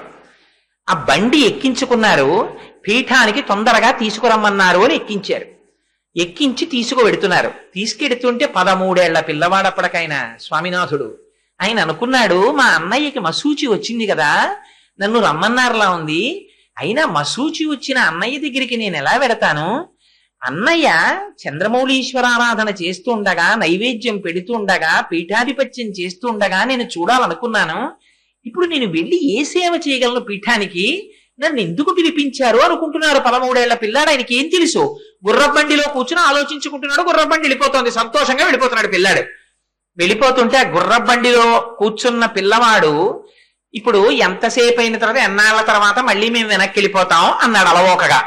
అంటే ఆ గుర్రబండి తోలుతున్నాయని అన్నాడు, ఇంకా నువ్వు వెళ్ళడం అన్నది లేదు, ఇంకా నువ్వు కంచిపీఠానికి ఆచార్యుడిగా ఉండిపోవడానికి వస్తున్నావు. ఇంకా నువ్వు మీ అమ్మగారి కుమారుడిగా, మీ అన్నదమ్ములలో ఒక అన్నదమ్ముడిగా ఉండడం ఇదే చిట్ట చివర. ఇంకా నువ్వు సన్యాసివి కాబోతున్నావు అన్నాడు. ఈ మాట వినగానే మొట్టమొదట గినికి జ్ఞాపకం వచ్చింది ఏమిటో తెలుసా అండి? ఆయన చెప్పుకున్నారు పరమాచార్యులు వారు 70 ఏళ్ల వయస్సులో, 86 ఏళ్ల వయస్సులో ఒకసారి ఉపన్యాసం చేస్తూ చెప్పుకున్నారు ఆయన సన్యాసం గురించి. ఈ మాట వినగానే ఆయనకి గుర్తొచ్చింది, ఆ రోజుల్లో పూజా మందిరాల్లో కంచిపీఠంలో ఉన్నటువంటి ఆచార్యుల ఫోటోలు ఉండేవి. నా ఫోటో కూడా తీసుకెళ్లి అలా పూజలో పెట్టి నాకు నమస్కారాలు చేస్తారులా ఉంది. నాకేం తెలుసునని సన్యాసం? ఇప్పుడు నేను ఇంకా ఆడుకోవడానికి ఉండదు, 3 పూటలా నాకు అన్నం తినడం అలవాటు, నాకు ఇప్పుడు అన్నం ఎవరు పెడతారు? పీఠాధిపత్యం అంటే సన్యాసం కాషాయం కట్టుకుని చేతిలో దండం పట్టుకుని చంద్రమౌళీశ్వరారాధన చేసుకోవడం ఏమిటి? నాకెక్కడి నుంచి వచ్చింది ఈ ప్రారంధం? నాకెందుకు ఈ సన్యాసం అని గుర్రబండిలో బోర్లా పడుకుని హోరుమని ఏడ్చేస్తాయి. ఏడ్చి లేచి కూర్చుంటున్నారు. గుర్రబండి వెళ్ళిపోతోంది, దగ్గరికి వచ్చేస్తోంది కంచిపీఠం. ఎక్కడ శంకరాచార్యుల వారి చేత స్థాపింపబడిన పీఠం, ఎక్కడ నేను? నాకు పీఠాధిపత్యం ఏమిటి? పీఠాధిపతులు వస్తుంటేనే చూసేవాణ్ణి. ముఖ్యమంత్రులు పెద్ద పెద్ద వాళ్ళు కూడా లేచి నమస్కారం చేస్తూ ఉంటారు. కొమ్ములు తిరిగిపోయిన మహాపండితులు కూడా వెళ్ళి నమస్కారాలు చేస్తుంటారు, సాష్టాంగం చేస్తారు. నాకు చూస్తే సంస్కృతంలో మాట్లాడటమే రాదు, వాళ్ళందరూ వచ్చి నాకు నమస్కారం చేస్తే నేనేం చెప్పను అనుకుని బెంగ పెట్టుకుని ఇక్కడి వరకు చెప్పి పరమాచార్యుల వారు కాసేపు ఆగిపోయేవారు. ఉపన్యాసం చెప్తూ ఈ మాటల వరకు చెప్పి ఆకాశం వంక చూస్తూ కొంతసేపు ఉండిపోయేవారట. నిజంగా ఈ మధ్య కాలంలో పుట్టి పెరిగినటువంటి ఒక మహాపురుషుడి జీవితం చూడండి ఎంత ఆశ్చర్యమో. ఏం చెయ్యాలో వారికి అర్థం కాలేదుట. రామనామం చేసుకుంటూ కూర్చున్నారట. ఏది ఎలా జరిగితే అలా జరుగుతుంది. శ్రీరామ శ్రీరామ శ్రీరామ శ్రీరామ శ్రీరామ శ్రీరామ అనుకుంటూ కూర్చున్నారు. కంచిపీఠం వచ్చేసింది. బండిలోంచి దింపేశారు. రా రా రా రా తొందరగా రావాలి, అవతల మీ అన్నగారికి మసూచి వచ్చేసింది, జ్వరం వచ్చేసింది, ఆయన శరీరం విడిచిపెట్టేసేటట్టు ఉన్నారన్నారు. గబగబా లోపలికి తీసుకెళ్లారు. ఎక్కడ ఏం జరుగుతోందో ఆయనకి ఏం తెలియదు. ఏం జరుగుతోందో ఒక్క పిల్లవాడు బెంగ పెట్టుకుని అలా ఓ మూల నిలబడ్డాడు. నిలబడితే వాళ్ళ నాన్నగారితో అర్జెంటుగా తంతితో మాట్లాడారు. ఆ రోజుల్లో టెలిగ్రాములు కదా. టెలిగ్రామ్ ఇచ్చి ఇలాది చంద్రశేఖరేంద్ర సరస్వతి స్వామి వారి కోరిక, మీ అబ్బాయికి పీఠాధిపత్యం ఇస్తున్నామని. తండ్రి గారు అక్కడి నుంచే తంతిలో సమాధానం ఇచ్చారు. అదే పరమేశ్వర నిర్ణయం అయితే నేను చెయ్యగలిగింది లేదు, అలాగే చెయ్యమని. ఎంత చిత్రం అంటే అసలు ఆ పిల్లవాడు ఆడుకుంటున్న రోజుల్లోనే ఒక విచిత్రం జరిగింది. ఈ పిల్లవాడు అస్తమానం పీఠాలకు వెళ్ళిపోతున్నాడు ఏమిటని వెంకటరామయ్య గారని సుబ్రహ్మణ్య శాస్త్రి గారికి స్నేహితుడు ఉండేవాడు. ఆయన ఇంటికి వెళ్ళి ఒరే నువ్వు జాతకాలు బాగా చూస్తావు కదా, ఓసారి మా అబ్బాయి జాతకం చూడరా అని ఆయన ఇంటికి తీసుకొచ్చారు. తీసుకొచ్చి జాతకం చూపిస్తే ఆయన జాతకం అంతా చూసి ఒరే ఏమి జాతకం రా, ఈ పిల్లవాడి పాదాల ముందు ప్రపంచం అంతా మోకరిల్లుతుందిరా రాబో కాలంలో, ఆ పిల్లాండి కాళ్ళు బాగా కడుక్కుని ఒకసారి రమ్మను అన్నారు. మామయ్య మామయ్య అనేవాడు వెంకటరామయ్య గారిని గిని. కాళ్ళు కడుక్కుని వచ్చి ఓ ఎత్తు బల్ల మీద కూర్చోరా అన్నారు. కూర్చున్నారు. కూర్చున్న తర్వాత ఆ కాళ్ళు పైకెత్తి చూశారు. చూసి ఆ రెండు కాళ్ళు తన తల మీద పెట్టుకుంటే పాపం సుబ్రహ్మణ్య శాస్త్రి గారు పరిగెత్తుకొచ్చి అదేం అపచారం రా, పిల్లాడి పాదాలు నీ తల మీద పెట్టుకుంటావి రా అన్నారు. అంటే కన్నులంబట నీరు కారుస్తూ రే ఒక పాత్ర పట్టుకురారా, ఒక చెంబుతో నీళ్లు కూడా పట్టరమ్మని ఆ పాత్ర పిల్లవాడి పాదాల కింద పెట్టి కాళ్ళు కడిగి ఆ నీళ్లు తన శిరస్సును ప్రోక్షణ చేసుకుని పాదములకు శిరస్సు పాటించి నమస్కరిస్తుంటే సుబ్రహ్మణ్య శాస్త్రి గారు చూసి ఇదేం విచిత్రం రా, నేను జాతకం చూడమంటే నువ్వు నమస్కారాలు మొదలెట్టావన్నారు. రాబో కాలంలో చక్రవర్తులు కూడా ఈ పాదముల ముందు మోకరిల్లుతారా నాడు నమస్కరించడానికి నేను ఉంటానా, అందుకు ఇప్పుడే నమస్కారం చేస్తున్నాను రా, అరికాళ్ళల్లో శంఖ చక్రాలు ఉన్నాయి అన్నారు. అంటే పాపం సుబ్రహ్మణ్య శాస్త్రి గారు అనుకున్నారు, ఆ రోజుల్లో సుబ్రహ్మణ్య శాస్త్రి గారి గొప్ప కోరిక ఏమిటో తెలుసా అండి, పిల్లాడు డిఈఓ అవ్వాలని. ఆయన ఇన్స్పెక్టర్ ఆఫ్ స్కూల్స్ కదా. ఓహో మా అబ్బాయి తప్పకుండా ఏ డిఈఓ అవుతాడులా ఉంది, అందరూ నమస్కారాలు చేస్తారులా ఉంది అనుకున్నారు. ఇవాళ ఈ పిల్లవాడి పరిస్థితి తంతి ఇచ్చారు తండ్రి గారికి, సన్యాసం ఇస్తున్నామని పీఠాధిపత్యం ఇస్తున్నామని. అలాగే జరపమని ఆయన తిరుగుతంతి ఇచ్చారు. అమ్మగారికి అసలు తెలియదు పాపం. ఆవిడ అక్కడ శంకరాచార్యుల వారి మఠంలో ఉన్నారు. మఠం నుంచి బయలుదేరి గుర్రబండిలో వస్తున్నారు ఆవిడ. ఇక్కడ ఈ పిల్లవాడిని కూర్చోపెట్టారు, శిరోముండనం చేయించేశారు, కాషాయాంబరాలు కట్టేశారు. చంద్రశేఖరేంద్ర సరస్వతి స్వామి వారు ఇచ్చిన కాషాయం కట్టేసి చేతికి సత్యదండం ఇచ్చారు. ఇస్తే 13 సంవత్సరాల పిల్లవాడు ఇలా సత్యదండం చేత్తో పట్టుకుని కాషాయం కట్టుకున్నారు. పీఠాధిపతి పరమపదించాడు. తనకి ముందున్నటువంటి 67వ పీఠాధిపతి 8 రోజులు మాత్రమే ఉన్నారని చెప్పానే గినిగారి అన్నగారు, ఆయన శరీరం విడిచిపెట్టేశారు. తెల్లవారి లేచిన దగ్గర నుంచి ఒక్కనాడు గురువు గారి దగ్గర కూర్చుని అసలు పీఠం ఎలా నడిపించాలో కూడా ఆయన నేర్చుకోలేదు. గురుముఖత విద్య లేదు. అటువంటి వారు పాపం 2 గురువులకి సమాధికి చెయ్యడానికి కావలసినటువంటి క్రతువంతా చేసేవారు. 6 కాలముల యందు యోగలింగములకు పూజ జరగాలి. 3 పూటల అన్నం తినడం అలవాటు పడిపోయిన పిల్లాడు తెల్లారకట్ట లేచి అనుష్ఠానం చేసుకుని ఈ కార్యక్రమాలన్నీ చేస్తుంటే ఖాళీ లేకుండా చీకటి పడిపోయేది. అన్నం తినడానికి చీకటి పడిపోతే ఇంక సన్యాసి అన్నం తినకూడదు, అన్నం తినడానికి కూడా ఉండేది కాదు. కంచిపీఠంలో ఒక నియమం ఉంది, వాళ్ళు పరాదేవత కామాక్షి అమ్మవారికి నమస్కారం చేస్తారు. అందుకని కంచిపీఠంలో సన్యసించిన వారు ఎక్కువగా తల్లికి ఎదురు పడరు. ఎందుకంటే తల్లి ఎదురు పడితే ఎంత సన్యాసైనా నమస్కారం చెయ్యాలి. అందుకని కంచిపీఠంలో నియమం ఏమిటంటే ఒకవేళ పీఠాధిపతికి పూర్వాశ్రమంలో తండ్రి అయినా సరే సామాన్య భక్తులతో పాటే క్యూలో వచ్చి దర్శనం చేసుకుని వెళ్ళిపోవాలి. అమ్మగారికి మాత్రం ఒక ప్రత్యేకమైనటువంటి సౌకర్యం ఉంది. అమ్మ పీఠాధిపతికి ఎదురుగా రావచ్చు, కానీ పీఠాధిపతే ముందు నమస్కారం చేస్తారు.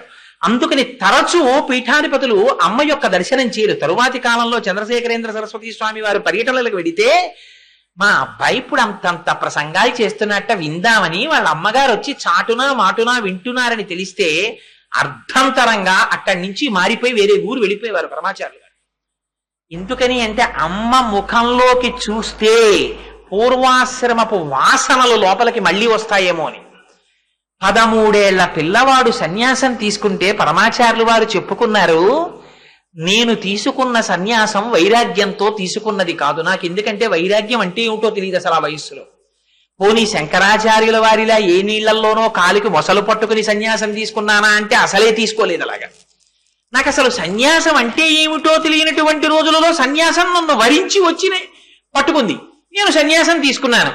ఆ రోజులలో ఆయన బెంగ ఒక్కటేట, అమ్మ బాబోయ్ ఆదిశంకరాచార్యుల వారు అధిష్ఠించినటువంటి పీఠం, మహామహులైనటువంటి వారు అధిష్ఠించినటువంటి పీఠం, ఈ పీఠంలో నేను పీఠాధిపతిగా కూర్చోవడం వల్ల వారి పేరుకి కళంకం రాకూడదు, నేనంత జాగ్రత్తగా ప్రవర్తించాలనుకున్నారట. దీనికి శంకరాచార్యుల వారి కృపే నాకు అండగా నిలబడుగాక అనుకున్నారు. 13 సంవత్సరముల పిల్లవాడు. మీరు ఆలోచించండి ఎలా ఉంటుందో పరిస్థితి. ఆ రోజుల్లో పీఠాధిపతి బయటకొస్తే జమీందారులు, సంస్థానాధీశులు, ప్రభుత్వాధీశులు ఎంతటి వారు కూడా వచ్చి సాష్టాంగ పడిపోయేవారు. అటువంటి పీఠాధిపత్యం. కనకపు సింహాసనం మీద కూర్చోవాలి. ఏనుగులు, గుర్రాలు, లొట్టిపిట్టలు, పెద్ద పరివారం. ఇదంతా కూడా ఈ రోజుల్లో రిపబ్లిక్ డే నాడు పెరేడ్ జరిగే ముందు రాష్ట్రపతిని తీసుకెళ్లి కవాతులో శాల్యూట్ చేయిస్తారే, అలా కంచిలో ఇప్పటికీ కూడా సంప్రదాయం ఏమిటంటే ఇవన్నీ నిలబడతాయి. నిలబడితే కార్వార్ అని ఉంటారు, ఆయన వచ్చి సంస్కృతంలో పిలుస్తారు. పిలిస్తే ఆచార్యులు వెడతారు. సత్యదండం పట్టుకుని వెడితే ఒక్కసారి ఆ ఏనుగుల దగ్గర నుంచి ఆ కవాత్ అంతా చూస్తారు, పరివారాన్నంతటిని. ఆనాడు గుర్రపు బండి ఎక్కుతానంటే నన్ను ఎక్కనిచ్చేవు కావు, ఇవాళ ఇవన్నీ మీ పరివారం అని నాకు చూపిస్తున్నావు అన్నారు స్వామి. అంటే ఆ కార్వార్ అన్నాడు, క్షంత వ్యూహం స్వామి, నన్ను క్షమించండి, నాకు తెలియదా నాడు మీరు పీఠాధిపతులు అవుతారని అన్నాడు. అలా పీఠాధిపతులైనటువంటి చంద్రశేఖరేంద్ర సరస్వతి స్వామివారికిట పండితులు చెప్తుండేవారట, ఆశ్రమంలో ఉండేవారు, నువ్వు సత్యదండం ఎప్పుడూ కూడా విడిచిపెట్టి వెళ్ళకూడదు, ఎప్పుడూ చేత పట్టుకుని ఉండాలని. 13 సంవత్సరాల పిల్లవాడు ఏదైనా చేత్తో పట్టుకుని నిలకడగా ఉంటాడా? ఈయనకి ఎప్పుడు సత్యదండం విడిచిపెట్టేసి ఎక్కడికో వెడుతుండేవారు. అలా సత్యదండం విడిచిపెట్టకూడదు, ఎప్పుడూ చేత్తో పట్టుకోవాలనేవారు. ఎంత నియమం చేసేసుకున్నారంటే దాన్ని, ఈ చెప్పినటువంటి పండితుడు రోజుకి 2-3 గంటల కన్నా పీఠాధిపతి పడుకోవడానికి వీల్లేదంటే కార్యక్రమాలు అలా ఉండేవి పీఠాధిపతులకి. పాపం 13 ఏళ్ల పిల్లవాడు రోజుకి 8 గంటలు పడుకునేవాడు, 2-3 గంటలు పడుకునేవారు. ఆయన పడుకుంటే ఒకనాడు పండితులు లోపలికొచ్చి బాగా వెలుగుతున్న దీపాన్ని తగ్గిద్దామని లోపలికి వచ్చారట. వస్తే కండువాతో ఆ సత్యదండాన్ని నడువుకి గట్టిగా కట్టుకు పడుకుని ఉన్నారట. మర్నాడు లేచాక అడిగారట, అదేమిటి సత్యదండాన్ని నడుము కట్టుకు పడుకున్నారేమిటి మీరని. అంటే మీరు చెప్పారు కదా, ఎప్పుడు యజ్ఞోపవీతాన్ని ఎలా విడిచిపెట్టకుండా బ్రహ్మచారి ఉంటాడో అలా సత్యదండాన్ని విడిచిపెట్టకుండా ఉండాలన్నారు కదా, అలవాటు అయ్యేంత వరకు అలా కట్టేసుకుంటున్నాను నడువుకన్నారు. ఎంత కష్టపడ్డారో చూడండి మహానుభావుడు. ప్రయత్నపూర్వకంగా పీఠాధిపత్యంలో తన నియమపాలన చెయ్యడం కోసం పరమాచార్యుల వారు అంత శ్రమించారు. ధర్మానికి సంబంధించి, దేశంలో మతానికి సంబంధించి వచ్చేటటువంటి సమస్యల గురించి ప్రతిరోజు పీఠాధిపతి పేపర్లలో చదవాలి, వార్తాపత్రికలు. తను గట్టిగా 16-17 సంవత్సరాల వయస్సులో ఉండగా ఇవన్నీ చదవవలసిన అవసరం వచ్చింది పరమాచార్యుల వారికి. మేనేజర్ని పిలిచి ఎంత నియమం చెప్పారంటే, మీరు రోజు పేపర్ తీసుకుని లోపల ఏముందో కనపడకుండా దళసరి తెల్లటి అట్టలు పేపర్లో ఉన్నటువంటి అడ్వర్టైజ్మెంట్ అన్నింటి మీద అంటించేయండి. ఇది పీఠాధిపతి చదవవలసిన అవసరం లేని వార్తలు అని మీరు ఏవి నిర్ణయించుకుంటారో వాటన్నిటి మీద కాగితాలు అంటించేయండి. ధర్మమునకు మతమునకు సంబంధించిన విషయములు ఏముంటాయో అవి మాత్రమే ఉంచి వార్తాపత్రిక నా దగ్గరికి తీసుకురండి. ఒక్క అటువంటి పత్రిక మాత్రమే నేను చదువుతాను. అలాగే చదివారు. 86 సంవత్సరముల వయస్సు వచ్చిన తరువాత చంద్రశేఖర పరమాచార్యుల వారు కూర్చునుండగా ఒక వర్తకుడు ఒకరు వచ్చి పక్కన కూర్చునున్నారు. కూర్చునున్నప్పుడు లోపలికి పేపర్ వస్తే ఆ రోజున ఒక పొరపాటు జరిగింది. ఒక అడ్వర్టైజ్మెంట్ మీద పేపర్ అంటించడం మరిచిపోయారు. పేపర్ లోపలికి వచ్చేసింది. వచ్చేస్తే పరమాచార్యుల వారు యథాలాపంగా పేపర్ తిప్పారు. అందులో రేజర్ అడ్వర్టైజ్మెంట్ ఉంది. ఉంటే పరమాచార్యుల వారు అది చూసి అడిగారు, ఇది ఏమిటి ఈ పరికరం అని అడిగారు. అడిగితే దాన్ని రేజర్ అంటారు స్వామి, ఏదో అడ్డం చేసుకుంటారు మగవాళ్ళు అన్నారు. అంటే పరమాచార్యుల వారు అన్నారు, మరి ఇక్కడ ఆడవారి బొమ్మ వేశారు ఎందుకు అని అడిగారు. అడిగితే అక్కడ ఆడవారి అవసరం ఉన్నా లేకపోయినా వ్యాపారాభివృద్ధికి ఇలా వేసుకోవడం అలవాటైపోయింది ప్రపంచంలో స్వామి అని చెప్పారు. లౌకికానికి ఎంత దూరంగా ఉండేవారో మీరు చూడండి పరమాచార్యుల వారు. ఉంటే పరమాచార్యుల వారు ఈ వర్తకుడి వంక చూసి అన్నారు, అంటే బహుశః నా పేరు నువ్వు వాడుకుంటున్నట్టు అన్నారు. ఈయన పేరు వాడుకుని ఆయన వ్యాపారం చేసుకుంటూ ఉండేవాడు. ఇది ఈ వాత పెట్టడానికే మర్చిపోయారు ఆ రోజున వార్తాపత్రికలో కాగితం అంటించడం. అంత అద్భుతంగా మాట్లాడేవారు. 16వ సంవత్సరం వచ్చిన దగ్గర నుంచి పరమాచార్యులు వారిని దూరంగా ఉన్నటువంటి ఒక ఊరు తీసుకెళ్లి పెద్ద పెద్ద సంస్కృత పండితుల్ని తీసుకొచ్చి నియమించి ఆయనకి గొప్ప గొప్ప నాటకాలు, గీతాభాష్యం, ప్రస్థానత్రయం ఇవన్నీ చెప్పిస్తూ ఉండేవారు. విచిత్రం ఏమిటో తెలుసా అండి, పరమాచార్యుల వారి జీవితంలో గణపతి శాస్త్రి గారని ఒక గురువు గారు ఉండేవారు. ఆయన సంస్కృతాంధ్రముల యందు తిరుగులేని మహాపండితుడు. శంకరుల గీతాభాష్యం పుస్తకం లేకుండా చెప్పేవారు ఆయన. ఆయన ఒకనాడు కావేరీ నది ఒడ్డున పరమాచార్యుల వారిని కూర్చోపెట్టి పాఠం చెప్తున్నారు. చెప్తుంటే పరమాచార్యులు వారు కింద ఒక పుల్ల మొక్క తీసి కావేరీ నది ఇసుక ఒడ్డున ఏదో రాస్తున్నారు. ఇది చూశారు గురువుగారు. మరునాడు పాఠం చెప్పడానికి వచ్చినప్పుడు ఒక నమస్కారం పెట్టి, అయ్యా నేను గ్రామాంతరం వెళ్ళిపోతున్నాను మా ఊరు, మీరు గీతాభాష్యం వేరొకరితో చెప్పించుకోండి అన్నారు. మీకు ఏదో కోపం వచ్చింది నా మీద, అసలు కారణం చెప్పండి, మీరు ఎందుకు వెళ్ళిపోతున్నారని అడిగారు. అడిగితే ఆ గురువుగారు అన్నారు, మా దురదృష్టం, సాధారణంగా ఎక్కడైనా మేము గీతాభాష్యం లాంటివి చెప్పడానికి వెడితే మమ్మల్ని కొంచెం ఉన్నతమైన ఆసనం మీద కూర్చోపెట్టి శిష్యులు కింద కూర్చుంటారు. శిష్యులు మాకు నమస్కారం చేస్తారు, మేము శిష్యులకి ఆశీర్వచనం చేస్తాం.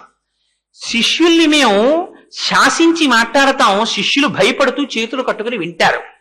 ఇక్కడ దురదృష్టం, మీరు పరమ ఆచార్యులుగా ఉన్నారు, పీఠాధిపతులుగా, మేము పౌరాణికులుగా ఉన్నాం. మేము మీకొచ్చి సాష్టాంగ నమస్కారం చేసి ప్రవర చెప్పుకుని కింద కూర్చుంటాం, మీరు సింహాసనంలో కూర్చుంటారు.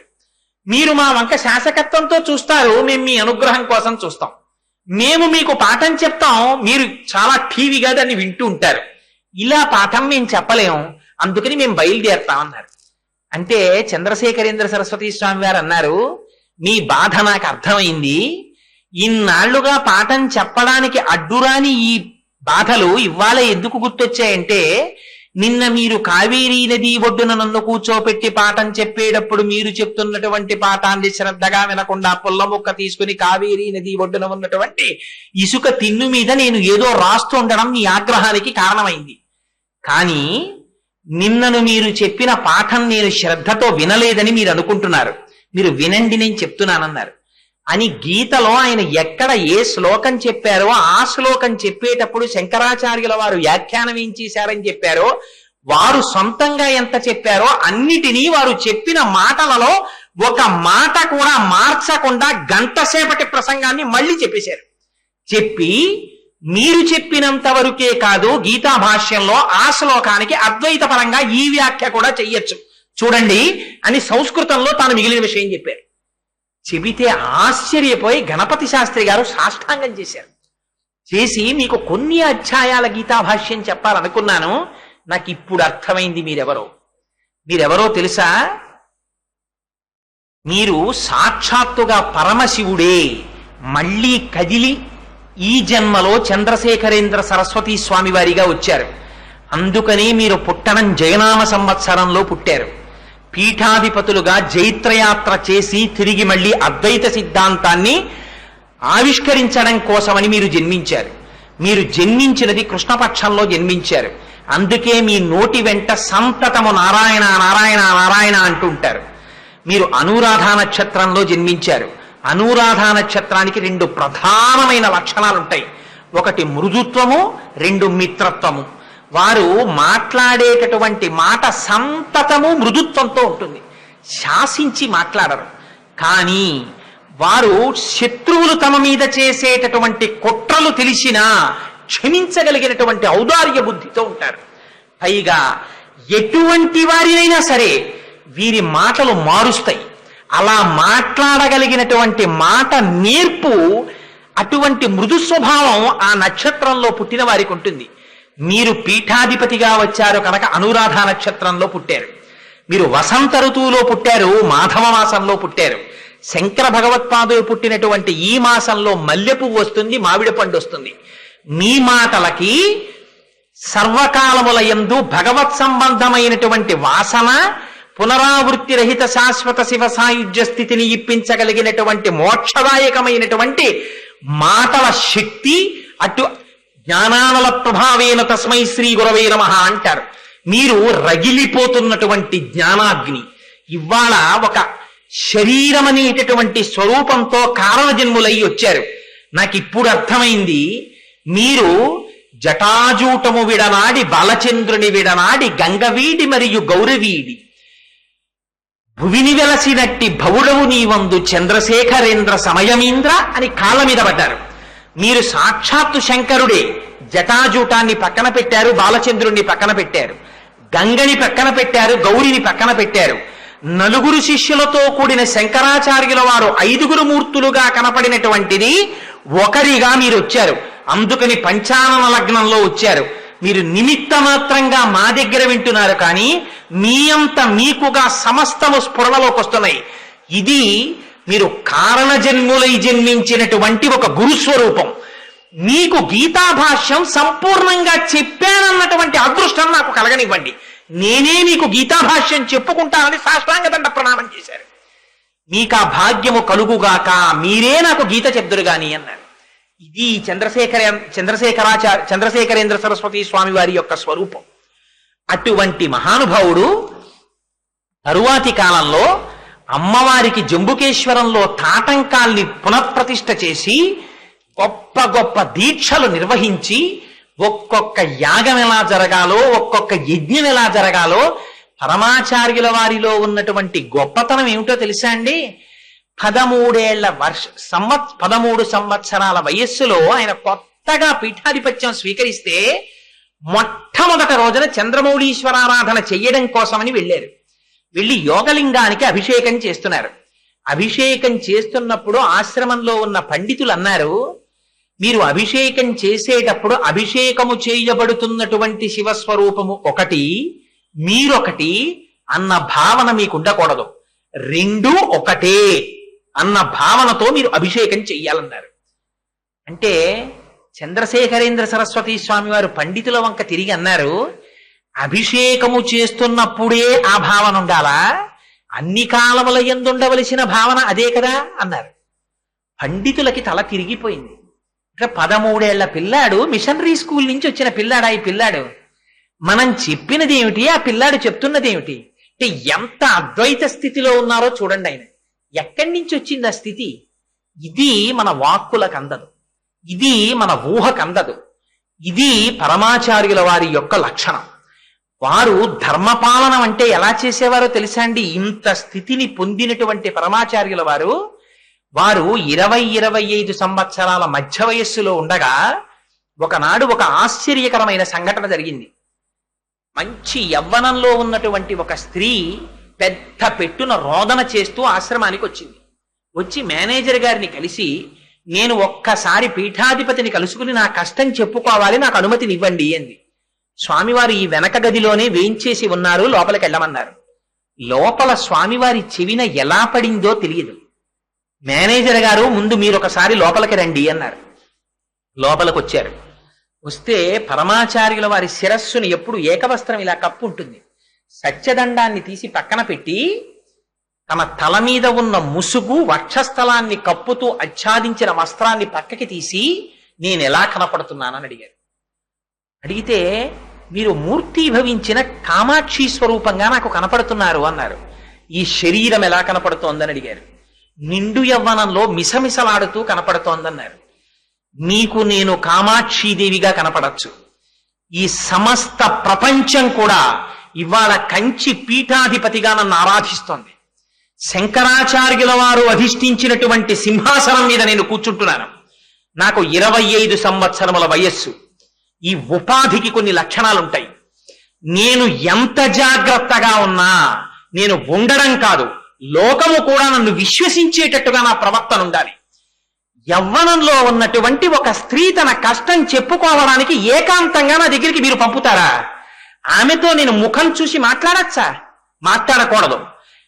మీరు ఇక ఎప్పుడు పక్కన అతివృద్ధుడైన వాడు కాని, వేరొక అన్నగారు కాని, తమ్ముడు కాని, తండ్రి కాని, భర్త కాని, ఎవరో ఒకరు తోడు లేనటువంటి స్త్రీని నా వద్దకి ఏకాంతమునందు ఎప్పుడూ పంపవద్దు. ఒక్కతే స్త్రీ ఉండగా లోపల పరమ పీఠాధిపతులు మాట్లాడుతున్నారన్నటువంటి మాట ఎన్నడూ రాకూడదు. నేను మాట్లాడటం అంటూ జరిగితే పక్కన పురుషుడున్న స్త్రీతో మాట్లాడతాను, లేదా వృద్ధురాలైనటువంటి వేరొక స్త్రీని తీసుకుని నా దగ్గరికి రమ్మనండి. అలా కూడా పక్కన తోడు లేని వారిగా వచ్చానన్నారా, చంద్రమౌళీశ్వరుడికి చెప్పమనండి వాళ్ళ కష్టాలు. చంద్రమౌళీశ్వరుడు వింటే నేను విన్నట్టే. ఆ పూనికతో చెప్పుకోమనండి. ఒంటరి స్త్రీలతో నేను మాత్రం మాట్లాడు. ఎందుకని అంటే ఒక ధర్మం ఉంది. ఎంత సన్యాసికి కూడా లోపల తాను సన్యాసిగా ఉండడం కాదు, పైన కూడా అలా ప్రవర్తించి చూపించాలి ప్రపంచానికి. అందుకని నా కట్టుబాటు నాకుంది. నేను ఎన్నడూ అలా మాట్లాడను. అని మళ్ళీ వస్త్రం తీసుకుని వేసుకున్నారు. ఇది పరమాచార్యుల వారి జీవితం అంటే. ఎంత ధర్మబద్ధమైన నడువడో చూడండి. వారికి ఒకనాడు ఆశ్రమంలో వంటవాడొచ్చి వంట వడ్డించారు. వడ్డిస్తే పీఠాధిపతులు షడ్రశోపేతమైన విందు అరగిస్తారు, కానీ జింహకి లొంగరు. ఒకనాడు పీఠాధిపత్యం అంటే సామాన్యం కాదండి. రమణ మహర్షిని చూసి శంకరాచార్యుల పీఠాల్లో ఉన్న ఒక పీఠాధిపతి అన్నారు, రమణులలా పుట్టాలని నేను కోరుకుంటున్నాను. ఎందుకంటే సామాన్యమైన సన్యాసి ధర్మంలో ఉండొచ్చు. పీఠాధిపతికి తెల్లవారి లేస్తే ప్రభుత్వంతో సంబంధం అవుతుంది. ఏదైనా సమస్య వస్తే ప్రభుత్వం పిలుస్తుంది. పెద్ద పెద్ద దేవాలయాల్లో ఏమైనా అనుమానాలు ఉంటే పీఠాధిపతుల దగ్గరికి వస్తారు. వాళ్ళు చెప్పింది ప్రమాణం, అంత జాగ్రత్తగా చెప్పాలి. ప్రభుత్వాధికారుల దగ్గర నుంచి కోటీశ్వరుల వరకు వచ్చి నిలబడతారు. పెద్ద పెద్ద పండితులు వచ్చి నమస్కారం చేస్తారు. ఒక్కొక్క నాడు ఎంత చిత్రమైన లక్షణాలు వస్తాయి, సమస్యలు వస్తాయంటే పీఠాధిపతులకి సన్యాసికి ఆ సమస్య ఉండదు. పీఠాధిపతికి ఉండే సమస్యలు వేరు. పరమాచార్యులు వారు చెప్పుకు బాధపడుతుండేవారు, పీఠాధిపత్యం అంటే సామాన్యం కాదని. వారికి ఒకనాడు వంటవాడు భోజనం వడ్డించాడు. వడ్డిస్తే వారు భోజనం చేసి, ఈ పప్పు ఏ పదార్థంతో చేశావు అని అడిగారు. తోటకూర పప్పు అన్నాడు. ఓహో అలాగా అన్నారు. బావుందా స్వామి అన్నారు. బావుంది అని పొరపాటున వారి నోటి వెంట వచ్చింది. వాడు మరునాడు కూడా తోటకూర పప్పు వేశాడు, తిన్నారు. మూడవ నాడు కూడా తోటకూర పప్పు వేశాడు. ప్రతిరోజు తోటకూర పప్పు ఎక్కడిది అని అడిగారు. అడిగితే వాడన్నాడు, స్వామి మీరు తోటకూర పప్పు అంటే సంతోషపడుతున్నారు కదా, ఈ విషయం చెప్పి తమ శిష్యులందరికీ చెప్పాను. వాళ్ళు కట్టల కట్టల తోటకూర తెస్తున్నారు, అందులో మంచి తోటకూర ఎంచి పప్పు చేస్తున్నాను అన్నారు. అలాగా అన్నారు. చూడండి వారి పరిపక్వత చూడండి. ఆ వయస్సులో వంటవాడిని ఏమీ అనలేదు, వెళ్ళిపోయాడు వంటవాడు. మరునాడు మళ్ళీ భోజనం వడ్డించబోతున్నారు. ఈనాడు మేము భిక్ష స్వీకరించట్లేదు అన్నారు. కంచి పీఠాధిపతులు భిక్ష చేసేటటువంటి పద్ధతి కూడా చిత్రంగా ఉంటుంది. మీరు ఎప్పుడైనా పరంపరాగతంగా వచ్చే పీఠాధిపతులు ఇంటికి భిక్ష వచ్చి భిక్ష పెట్టిన వాళ్ళకి తెలుస్తుంది రహస్యం. ఆ తీసుకోవడం కూడా చాలా గమ్మత్తుగా ఉంటుంది. అవన్నీ సభాముఖంగా చెప్పేవి కావు కాబట్టి నేను చెప్పట్లేదు. ఒకనాడు అదృష్టం కలిగింది కాబట్టి నాకు తెలుసు. అందుకని ఆ కంచి పీఠాధిపతులు ఆ భిక్ష చేస్తున్నప్పుడు ఇవాళ భిక్ష చెయ్యను అన్నారు, ఆపేశారు. మరునాడు కూడా భిక్ష చెయ్యట్లేదు అన్నారు. మరి ఏమి తీసుకుంటారు అన్నారు. ఉసిరికాయంత గోమయము అంటే ఆవు పేడ, ఆచమనం చెయ్యడానికి గోమూత్రము తీసుకురండి అన్నారు.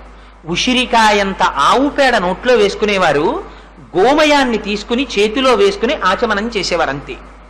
అలా వారం రోజులు అయిపోయాయి. పీఠాధిపతులు ముద్ద ముట్టడం లేదు. ఏమైందో తెలియక ఆశ్రమం అంతా తల్లడిల్లిపోయింది.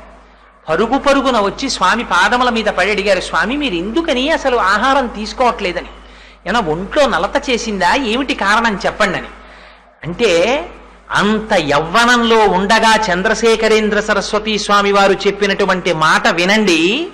ఆయన అన్నారు, నేను రేపటి రోజున ఏదైనా ఒక గ్రామానికి వెడితే కంచికామకోటి పీఠాధిపతులు జగద్గురు శంకరాచార్య శ్రీ శ్రీ శ్రీ చంద్రశేఖరేంద్ర సరస్వతి మహాస్వామి వారు వేయించేశారని నన్ను పిలుస్తారు, అనుగ్రహ భాషణం చెయ్యమని అడుగుతారు.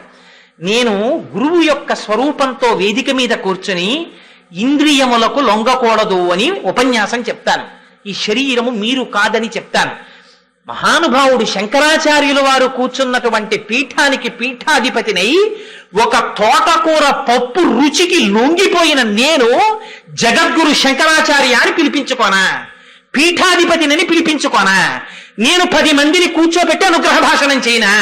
ఎక్కడుంది నాలిక యోగ్యత? ఏ నాలుక తోటకూర పప్పు రుచికి లొంగిందో దాన్ని గోమయంతో శుద్ధి చేస్తున్నాను, దాన్ని గోమూత్రంతో శుద్ధి చేస్తున్నాను. మరొక నాడు ఆ నాలుక రుచినందు ప్రవర్తించనంత కాలం దాన్ని అలా శుద్ధి చేస్తూనే ఉంటాను. ఈ మాట దేశములో పొక్కుతుంది.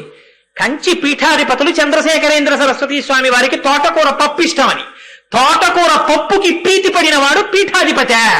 అందుకని ఈ పదవిలో నేను కూర్చుని ఈనాడు ప్రవర్తించకూడని రీతిలో ప్రవర్తించాను, అందుకని శుద్ధి చేసుకుంటున్నాను నాలుకన్నారు. ఆ నాటి తర్వాత ఎన్నడూ పరమాచార్యుల వారి వడ్డించినటువంటి భిక్షలో పప్పు, కూర, పచ్చడి, పులుసు, లడ్డు అన్నీ కలపడమే తప్ప ఇది బాగుందన్న మాట కానీ ఇది బాగులేదన్న మాట కానీ ఇక వారి నోటి వెంట రాలేదు. ఇది పరమాచార్యుల వారి జీవితం అంటే. ఎంత కష్టమో చూడండి అలా నిలబడడం. సన్యాసాశ్రమంలో ఉన్నటువంటి వాడు ఇంద్రియానికి లొంగకుండా తను ఉన్నటువంటి ఆశ్రమంలోనికి పేరు అపఖ్యాతి రాకుండా తాను నిలబడగలిగేటట్టుగా ప్రవర్తించడం అంటే ఎంత అశిధారావ్రతమో చూడండి. గృహస్థాశ్రమంలో ఉన్నవాడికి పర్వాలేదు, సన్యాసాశ్రమంలో ఉన్నవాళ్ళు ఎంత కష్టపడతారో ప్రతినిత్యం, ఎంత ధర్మాన్ని అనుష్ఠానం చేస్తారో మీరు చూడండి. అందుకని ఈ జాతి కాషాయం కనపడితే మోకరిల్లుతుంది, భూమి మీద పడి సాష్టాంగం చేస్తుంది. అది ఈ దేశంలో కాషాయానికి ఉన్న గౌరవం. అటువంటి చంద్రశేఖరేంద్ర సరస్వతి స్వామివారు ఒరుగంటి పూజ అని చేసేవారు కంచిపీఠంలో. ఎందుకు చేసేవారో తెలుసా అండి? ఆయన పీఠాధిపతి సర్వకాలములయందు సింహాసనంలో కూర్చుని, ఇవాళ ఫలానా కేంద్ర మంత్రి గారు వచ్చారండి, ఫలానా ముఖ్యమంత్రి గారు వచ్చారండి, కంచి పీఠానికి లోటేమిటి? ఎన్ని హైకోర్టుల జడ్జీలు వస్తారో, ఎంతమంది అడ్వకేట్స్ వస్తారో, ఎంతమంది కోటీశ్వరులు వస్తారో, ఎంతమంది మహాపండితులు వస్తారో, వచ్చిన వాళ్ళందరినీ పీఠాధిపతి లోపల కూర్చుని రెండని ఒక్కొక్కరితో మాట్లాడి వాళ్ళని పంపించేసి వెళ్ళిపోతుంటే కొన్నాళ్లు పోయిన తరువాత అసలు దక్షిణామూర్తి స్తోత్రం పీఠాధిపతికి జ్ఞాపకం ఉండే అవకాశం ఉంటుందా? అందుకని వచ్చిన వాళ్ళకి అందరికీ కూడా ఒక ప్రేరణ కలిగించడం కోసం పరమాచార్యులు వారు ఎంచుకున్నటువంటి మార్గం ఏమిటో తెలుసా అండి? రాష్ట్రపతే రానివ్వనివ్వండి, ప్రధానమంత్రే రానివ్వండి, ప్రతిరోజు కంచిపీఠంలో పరమాచార్యుల వారు 1 గంట సేపు ఒరుగంటు పూజ అని ఉంటుంది, జపం చేసుకుంటూ ఉంటారు. ఆ సమయంలో మిన్ను విరిగి మీద పడిపోనివ్వండి, బయటికి రారు, మాట్లాడు. అంత పీఠాధిపతి కూడా జపం చేసుకుంటూ ఉండిపోతారు. అలా తాను చేశారు కనుకనే తాను ఏది చేశారో దాన్నే ఇతరులకు చెప్పేవారు. అందుకే చంద్రశేఖరేంద్ర సరస్వతి స్వామి వారు ఎక్కడికైనా వెడితే, నేను ఎంతకని నిజంగా పరమాచార్యుల వారి గురించి ఇవాళ చెప్పగలను, ఎంతటి మహాపురుషుడో చెప్పాలనుకున్నాను అంతే. నేను ఇందాక చెప్పానే కార్వార్ అని, ఆయనకి పెద్ద క్యాన్వాయ్ ఉండేది, అందులో ఏనుగులు ఎక్కచ్చు, గుర్రబళ్ళు ఎక్కచ్చు, లేదా వాహనములు ఎక్కచ్చు, పల్లకీలు ఎక్కచ్చు. ఇన్ని ఉంటే పీఠాధిపతి అయిన మొట్టమొదటి రోజున ఆయనకి ఎవరు నేర్పారండి సన్యాసాశ్రమ నియమాలు? ఇది పరమాచార్యులు వారు కారణజన్ముడు అనడానికి. ఆయన్ని తీసుకెళ్లి కార్వార్ పరివారాన్నంతటినీ చూపించి, మీరు ఏది ఎక్కితే దాని మీద అధిరోహించవచ్చు అన్నారు. అంటే పరమాచార్యులు వారు అన్నారు, సన్యాసికి నియమం ఏమిటో తెలుసా? సన్యాసి భూతముల పట్ల అత్యంత ప్రేమతో ఉండాలి. సన్యాస దీక్ష తీసుకున్నటువంటి వాడి యొక్క పదముల ఘట్టన చేత ఎట్టి పరిస్థితులలోనూ కూడా ఎక్కువ భూతములకు హాని జరగకూడదు. చక్రములతో కూడినటువంటి రథములు కాని, లేదా 4 కాళ్లతో నడిచేటటువంటి జంతువుల మీద నేను కూర్చుని ప్రయాణం చేసినా వాటి వలన ఎక్కువగా భూతములకు హాని జరుగుతుంది. అందుకని నేను పాదచారిని నడిచి వెళ్ళిపోతాను. ఆనాటి నుంచి చిట్ట చివరి వరకు పరమాచార్యుల వారు ఎన్నడూ కారు కాని వ్యాను కాని ఏది ఎక్కలేదు. ఎప్పుడు వెళ్ళినా కాలినడకన వెళ్ళిపోవడమే. ఎంత చిత్రమో తెలుసా అండి? తెల్లవారుజామున 3 గంటలు, రాత్రి 2 గంటల వరకు పరివారం ఎక్కడికైనా వెళ్ళనివ్వండి, ఎన్ని అనుగ్రహ భాషణాలు చేయనివ్వండి, ఎంత పూజలు జరగనివ్వండి, 2 గంటలకి విశ్రాంతికి వెళ్ళిపోతే 3వ గంట అయ్యేటప్పటికి లేచిపోయేవారు. పరివారం అందరూ పడుకునేవారు. అందులో చంద్రశేఖరేంద్ర సరస్వతి స్వామి వారిలో ఉన్న గొప్పతనం ఏమిటో తెలుసా అండి? అమలాపురంలో ఇవాళ వచ్చారు సభకి నాగభూషణ్ రావు గారని, ఇందాక ఇక్కడికి వచ్చి నన్ను పలకరించారు. వారు చెప్తుంటారు అమలాపురం వారు రావడం. ఎక్కడ ఉండేవారో తెలుసా అండి మహానుభావుడు పరమాచార్యులు వారు? ఎక్కడ నీరు ఉంటుందో, నదులు కానీ, ఏర్లు కానీ, చెరువులు కానీ, ఇలాంటివి ఎక్కడుంటాయో అక్కడ పెద్ద పెద్ద చెట్ల కింద కడ్డువా పడుకుంటుండేవారు.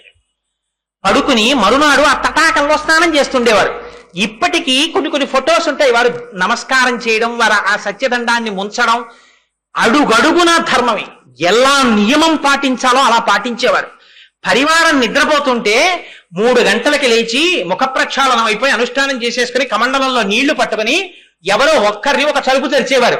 ఏ గుడ్డ పెట్టావు ఇలా అనేవారు. అమ్మ బాబోయ్, గురువుగారు లేచిపోయారు, అప్పుడే తెగిలిపోయారు, బయలుదేరండి అని చెప్పి వీళ్ళు ముఖ ప్రక్షాళనం చేసుకుని పడుకున్న ఆ బట్టల గుడ్డలు తీసి మూటలు కట్టుకుని అవతల గ్రామం చేరడానికి సిద్ధపడే లోపల 2 మైళ్ళ దూరం నడిచి వెళ్ళిపోయేవారు పరమాచార్యుల వారు. అప్పటికి ఎవ్వరి కోసం ఆగేవారు కాదు, వెళ్ళిపోతుండేవారు అంతే. పరివారం వెంటబడవలసిందే. అంత అలా ఉండేది ఆయన ధర్మం అంటే. భూత భవిష్యత్ వర్తమాన కాలములను ఎంత గుర్తిరిగారంటే మహానుభావుడు, ఒకరు చెప్పక్కర్లేదు ఆయనకి, సమస్తము ఆయనకి తెలుసు. ఇది కారణజన్ముడంటే. ఇది అంత కారణజన్ముడై అంత జ్ఞాని అయి గురుగీత అంటుంది. ఆ ఆచార్య స్థితి ఎలా ఉంటుందంటే, జ్ఞాని స్థితి ఎలా ఉంటుందంటే, ఆయనకి వేరొకరు ఉంటారు, ఇంకా తానొక్కడే ఉంటాడు, తానే సర్వము నిండి నిబిడీకృతమైపోయి ఉంటాడు. అట్లాంటి ఆత్మస్థితిలో ఉన్న వాడికి వేరొకడు వచ్చి తన కష్టం నోటితో చెప్పక్కర్లేదు, మనిషిని చూడగానే చెప్పేస్తారు.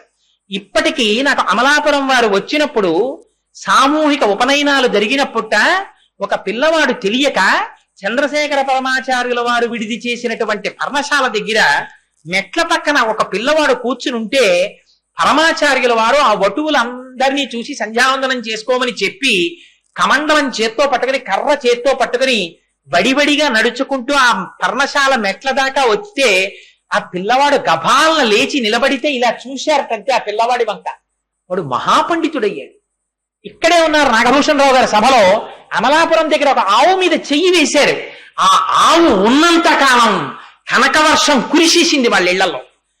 ఆ ప్రాంతాల్లో ఎక్కడ ఆవుల్ని కొన్నా తీసుకొచ్చి ఆవుతో కలిపి కట్టేవారు చాలా కాలం. మీకు కొన్ని విషయాలు, నేను ఇవాళ అన్ని విషయాలు చెప్పలేను కదా, ఒక్క 2-3 విషయాలు ప్రస్తావన చేస్తాను.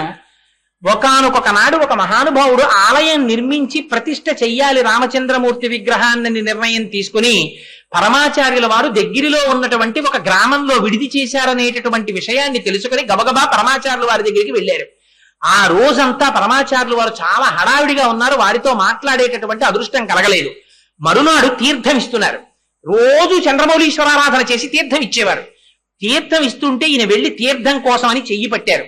పరమాచార్యుల వారు ఆ చేతిలో ఉన్న ఉద్ధరిణితో తీర్థం పోసి ఆ ఉద్ధరిని కమండలంలో పెట్టేసి చెయ్యి వెనక్కి పెట్టి అన్నారు, ప్రతిష్ఠ ఎప్పుడు చేస్తున్నావు అన్నారు. ఎల్లబోయాడు ఆయన. మా ఇంట్లో ప్రతిష్ఠ పూర్తయింది స్వామి అన్నాడు. అది సరేనో, రామపాద స్వామి వారికి ఎప్పుడు ప్రతిష్ఠ చేస్తున్నావు అన్నారు. అంటే రామపాద స్వామి వారి ప్రతిష్ఠ ఏమిటి అని జ్ఞాపకానికి వచ్చింది. తన ఊర్లో రామచంద్రమూర్తి విగ్రహాన్ని ప్రతిష్ఠ చెయ్యాలనుకున్నారు. అనుకుని అది ఒక్కసారి స్వామివారికి చెప్దామని వచ్చారు. స్వామి, ఏదో మే 24వ తారీఖుని చేద్దాం అనుకుంటున్నాను అన్నారు. ఆ తేదీ నేను ఖచ్చితంగా చెప్తున్నానో లేదో తెలియదు, నెల మాత్రం ఖచ్చితం. అంటే పరమాచార్యులు వారు అన్నారు, మే 24న అన్నారు. అంటే మే 24న అవుతుంది అనుకుంటున్నావా? అవదు అన్న మాట శ్లేషగా కనపడింది. అందులో కాసేంత పువ్వులు, కిస్మిస్ పళ్ళు, కుంకం తీసి ఆయన చేతిలో పెట్టి విగ్రహం కింద యంత్రానికి బదులుగా వీటిని ఉంచండి అని చెప్పారు. రామపాద స్వామి అని పేరుంచండి దేవాలయానికి అని చెప్పారంతే. ఖచ్చితంగా ఆ తేదీకి కొద్ది రోజుల ముందు జవహర్లాల్ నెహ్రూ గారు శరీరాన్ని విడిచిపెట్టారు. రైళ్లు, బస్సులు అన్నీ ఆగిపోయి వీళ్ళు అనుకున్న ప్రతిష్ఠ ముహూర్తానికి ఈ విద్వాంసుడు ఆ ఊరు చేరలేకపోయారు. ఆగిపోయింది. జూన్లో ప్రతిష్ఠ జరిగింది. చిత్రం ఏమిటో తెలుసా అండి? ఆ దేవాలయం కట్టినటువంటి కొన్ని సంవత్సరముల తరువాత నాగార్జున సాగర్ డ్యాం బద్దలై కొన్ని వందల ఊర్లు ముంచెత్తి ఆ కృష్ణానది వరద ప్రవాహం వచ్చి ఆ ప్రతిష్ఠ చేయబడిన రామచంద్రమూర్తి పాదములను తాకి వెనక్కి వెళ్ళిపోయింది. రామపాద స్వామి అని చెప్పి ఎలా పెట్టారు పేరు? ఎప్పుడో జరగబోయే విపత్తు ఆనాడు రామచంద్రమూర్తి పాదములను తాకినటువంటి కృష్ణ మరికొంచెం పైకి కాని వెడితేట ఇంకొక 1000 ఊళ్ళు మునిగిపోతాయిట. పాదములను తాకి వెనక్కి వెళ్ళిపోవడంలో దివిసీమలో 1000 గ్రామాలు బతికి బట్టకట్టాయి. ఆ పేరు ఎలా ఉంచారు? ఈ మాట ఎలా చెప్పగలిగారు? కమండలంలో తీర్థం తీసి ఇస్తుంటే క్యూలో వచ్చి తీర్థం తీసుకునేవారు పరమాచార్యుల వారి దగ్గర. తీర్థం తీసుకోవడానికి ఒక స్త్రీ వచ్చి చెయ్యి చాపింది. అమ్మా, నీకు అశౌచం ఉంది, వెళ్ళిపో అన్నారు ఆచార్యుల వారు. స్వామి, నాకు అశౌచం లేదు, అశౌచం తీరి నేను తలస్నానం చేసి వారం రోజులైంది, నాకు దయచేసి తీర్థం ఇవ్వండి అంది ఆవిడ. అమ్మా, మరొక్క మారు చెప్తున్నాను, నీకు అశౌచం ఉంది, నువ్వు ఇంటికి వెళ్ళిపో అన్నారు. ఏమి నన్ను ఇలా అన్నారు స్వామి అని బెంగ పెట్టుకుని ఆవిడ ఇంటికి వెళ్ళిపోయింది. ఇంటికి వెళ్ళిపోతే ఊరు వెళ్ళినటువంటి భర్త మరణించాడని టెలిగ్రామ్ వచ్చింది ఇంటికి. ఎలా చూడగలరు భూత భవిష్యత్ వర్తమాన కాలములను? ఆ స్త్రీకి తెలియని విషయం పరమాచార్యుల వారికి తెలిసింది. ఇంకా చిత్రమైన విషయం, ఇలా ఎన్నో లీలలు. కానీ ఉదాహరణకి 1-2 చెప్తున్నానంటే, ఆత్మస్థితిగతులై ఉండడం అంటే ఏమిటి అన్నదానికి రమణులు కూడా ఇలాగే చెప్పగలిగేవారు. ఎక్కడో అమెరికాలో ఎక్కడో ఒక నది ఒడ్డున రమణ మహర్షిని చూడాలని రోజు డిబ్బీలో డబ్బులు దాచుకునేటటువంటి దంపతులు 17వ నంబర్ సిమెంట్ బెంచి మీద కూర్చుని మాట్లాడుకున్నటువంటి మాటల్ని వాళ్ళ డబ్బు పూర్తయిన తర్వాత రమణాశ్రమానికి వచ్చి అక్కడ కూర్చుంటే వాళ్ళ భాష తెలియకపోయినా రమణ మహర్షి మీరు ఫలానా నది ఒడ్డున ఫలానా నంబర్ బెంచి మీద కూర్చుని నా గురించి మాట్లాడుకునేవారు కదా అన్నారు. ఎలా తెలుస్తుంది రమణులకి? అలాగే తెలుస్తుంది చంద్రశేఖరులకి. ఎంత చిత్రం అంటే, వారు ఒక నీలంరాజు శేషయ్య గారని మహానుభావుడు, ఆంధ్రప్రభ ఎడిటర్, ఆయనే నడిచే దేవుడు అని పుస్తకం రాశారు. అందులోనే నేను ఇవాళ 1-2 సందర్భాలు అందులోంచి తీసుకొచ్చి చెప్పాను. అందులో దీని గురించి వ్రాశారు ఆయన. నీలంరాజు శేషయ్య గారి సోదరి ఒకనాడు పరమాచార్యుల వారిని వారి ఇంటికి ఆహ్వానించారు భిక్షకి, చంద్రమౌళీశ్వరారాధనకి. ఆనాడు చంద్రమౌళీశ్వరారాధన చేసి అభిషేక తీర్థం ఇస్తున్నారు. చంద్రశేఖర పరమాచార్యుల వారు వచ్చారంటే చుట్టుపక్కల కొన్ని ఊళ్ళ వాళ్ళు తరలి వెళ్ళిపోతుండేవారు దర్శనానికి. ఆ తీర్థం ఇస్తుంటే వయస్సు కొంచెం మధ్య వయస్సు ఉన్నటువంటి 1-2 దంపతులు వచ్చి తీర్థం తీసుకున్నారు. తరువాత వాళ్ళ అబ్బాయి వచ్చి తీర్థం తీసుకోవడానికని ఇలా చేయి చాపాడు. పరమాచార్యుల వారు తీర్థం పోస్తున్న వారు ఉద్ధరిని వెనక్కి తీసుకుని అన్నారు, నీ భార్యతో కలిసి తీసుకో అన్నారు. ఆ పిల్లవాడి పక్కన భార్య లేదు. ఆ పిల్లవాడు సిగ్గుతో తల వంచుకొని తలెత్తి ఆడవాళ్ల వంక చూశాడు. ఎక్కడో వెనకాల నించున్నటువంటి ఒక స్త్రీ గబగబా వచ్చి ఆ పిల్లవాడి పక్కన నిలబడి తీర్థం తీసుకుని ఆ స్త్రీ మళ్ళీ స్త్రీలలోకి వెళ్ళిపోతోంది. ఈ పిల్లవాడి తండ్రిని పిలిచి పరమాచార్యుల వారు అన్నారు, మీరు 3గురిగా వచ్చారు, నువ్వు, నీ భార్య, నీ కుమారుడు, 4గురిగా నీ కోడలితో కలిసి బొంబాయి వెళ్ళిపోండి అన్నారు. ఈ మాటలు అనగానే ఆయన కోడల్ని పిలిచి, అమ్మా నువ్వురా, పరమాచార్యుల వారు చెప్పారు 4గురం బొంబాయి వెళ్ళిపోదామన్నారు. నీలంరాజు శేషయ్య గారికి కూడా తెలియదు ఈ విషయం, ఆ ఇంటి వాళ్ళకి అసలు తెలియదు. అసలు వచ్చిన వాళ్ళెవరు, కోడలు ఏమిటి, ఆయన ఎవరు, ఆవిడ్ని రమ్మని పరమాచార్యులు వారు అనడం ఏమిటి అని తెల్లబోయి వెళ్ళి అడిగారు. అడిగితే అప్పుడు ఆయన చెప్పాడు, పీటల మీదే వరకట్నం గురించి మాకు దెబ్బలాట్లు వచ్చాయి, మా కోడల్ని ఏలుకోలేదు, ఆ పిల్ల 3 ఏళ్ల నుంచి పుట్టింట్లో ఉంది, మాకు ఉత్తర ప్రత్యుత్తరాలు లేవు, ఆ పిల్ల ఎక్కడుందో కూడా మాకు తెలియదు. 3 ఏళ్ల తర్వాత మేమేదో మా బంధువుల ఇంటికి వచ్చాం, పరమాచార్యులు వారు వస్తున్నారని తీర్థం తీసుకోవడానికి రాత్రి కారు వేసుకుని ఇక్కడికి వచ్చాం. ఈ పిల్ల తల్లి, ఈ పిల్ల కాపరం బాగుపడుతుందేమో పరమాచార్యులు వారికి చెప్పుకుందామని ఆ పిల్లని తీసుకుని ఆవిడొచ్చింది, వీళ్ళు వస్తున్నారని ఆవిడికి తెలియదు. ఆ పిల్ల తల్లి పిల్లని తీసుకుని వచ్చింది, వీళ్ళు వచ్చారు. అక్కడ వీళ్ళు ఒండరులు చూసుకున్నారు, మాటలు లేవు, మాట్లాడుకోలేదు. ఇది పరమాచార్యుల వారికి ఎలా తెలిసింది? ఆ తల్లి సంకల్పం చేసింది పరమాచార్యుల వారికి చెప్పుకుందామని, ఆయన నోటి వెంట వచ్చిన మాట కాపరాన్ని దిద్దేసింది. నేను చీరలు కూడా తెచ్చుకోలేదు అంది కోడలు. అమ్మా నీకు బొంబాయిలో కొంటాం, ఇది పరమాచార్యుల వారి ఆజ్ఞ, నువ్వు ఇంకా ఇంటికి వెళ్ళడానికి వీల్లేదు, మాతో వచ్చేసాయి, బొంబాయి తీసుకెళ్ళిపోతామని తీసుకెళ్ళిపోయారంతే. వెళ్ళిపోయింది బొంబాయి హాయిగా. ఇలా పరమాచార్యుల వారి జీవితంలో ఎన్ని సంఘటనలు, ఎన్ని సందర్భాలు. ఆశ్చర్యకరమైన విషయం ఏమిటో తెలుసా అండి? కేవల పీఠాధిపత్యం కాదు, వారు చేసినటువంటి అనుగ్రహ భాషణాలు, వారు మాట్లాడిన ఒక్కొక్క మాట ఈ దేశంలో కొన్ని కోట్ల మందిని మార్చాయి. అది గురువు అంటే. గురువు అంటే, నేను ఆ మాట ఇంత పరమ పవిత్రమైన వేదిక మించి అనొచ్చో అనకూడదో, ఎందుకు వచ్చిందామని అనను, కానీ కొన్ని కోట్ల మందిని మార్చగలిగినటువంటి వాడు గురువు. పరమాచార్యుల వారు వేదిక మీద వెళ్ళి కూర్చుంటే ఒక ఊర్లో కొన్ని వేల మంది వచ్చి 100 రూపాయల నోట్ల కట్టల దగ్గర నుంచి, బంగారపు గొలుసుల దగ్గర నుంచి, బంగారు కంచి పీఠాధిపత్యం అంటే ఏమిటో తెలుసా అండి? అమ్మవారికి అభిషేకం చేసి పీఠాధిపతులు ఇలా పైకి చూశారు. చూసి, అయ్యో ఈ అమ్మవారి గుడిపైన ఉన్న కలశాలకి బంగారు పూత పూస్తే ఎంత బాగుంటుందో, అంత బంగారం రావద్దు అన్నారంతే. ఆలయంలో ఉన్న ఆడవాళ్ళందరూ భర్తల వంక చూశారు. భర్తలు వెంటనే చేతి ఉంగరాలు తీసేశారు. ఆడవాళ్ళు ఒకరు గాజు తీసి అక్కడ పెట్టేశారు. ఒకరు మెళ్ళో గొలుసు తీసి అక్కడ పెట్టేశారు. క్షణాల మీద 10 కిలోల బంగారం అయిపోయింది. ఆ మరునాడు బంగారం కలశలకి పోతైపోయింది. ఇలా సంకల్పం చెయ్యడమే, నోటి వెంట మాట అనడమే, మళ్ళీ అంతేలా దానం చేసేసేవారు. సంఘం ఉండేది కాదు అసలు పరమాచార్యుల వారికి. వారు వచ్చి కూర్చుంటే వేదిక నిండిపోయింది బంగారంతో, సొమ్ము కట్టలతోటి నిండిపోతే పరమాచార్యుల వారు వీటన్నిటి వంక చూసి అన్నారు, నేను మీలో ఎవ్వరినైనా 1 రూపాయి తెచ్చి నాకు ఇమ్మని అడిగానా? అడగలేదు. కానీ పేద సన్యాసి కోసం మీ అందరూ ఇన్ని కానుకలు తెచ్చి నాకు ఇచ్చారు.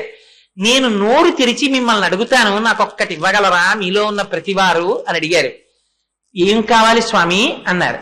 మీ అందరికీ రోజుకి 24 గంటల సమయం ఉంది కదా, ఈ పేద సన్యాసికి 2 నిమిషములు దానం చెయ్యగల.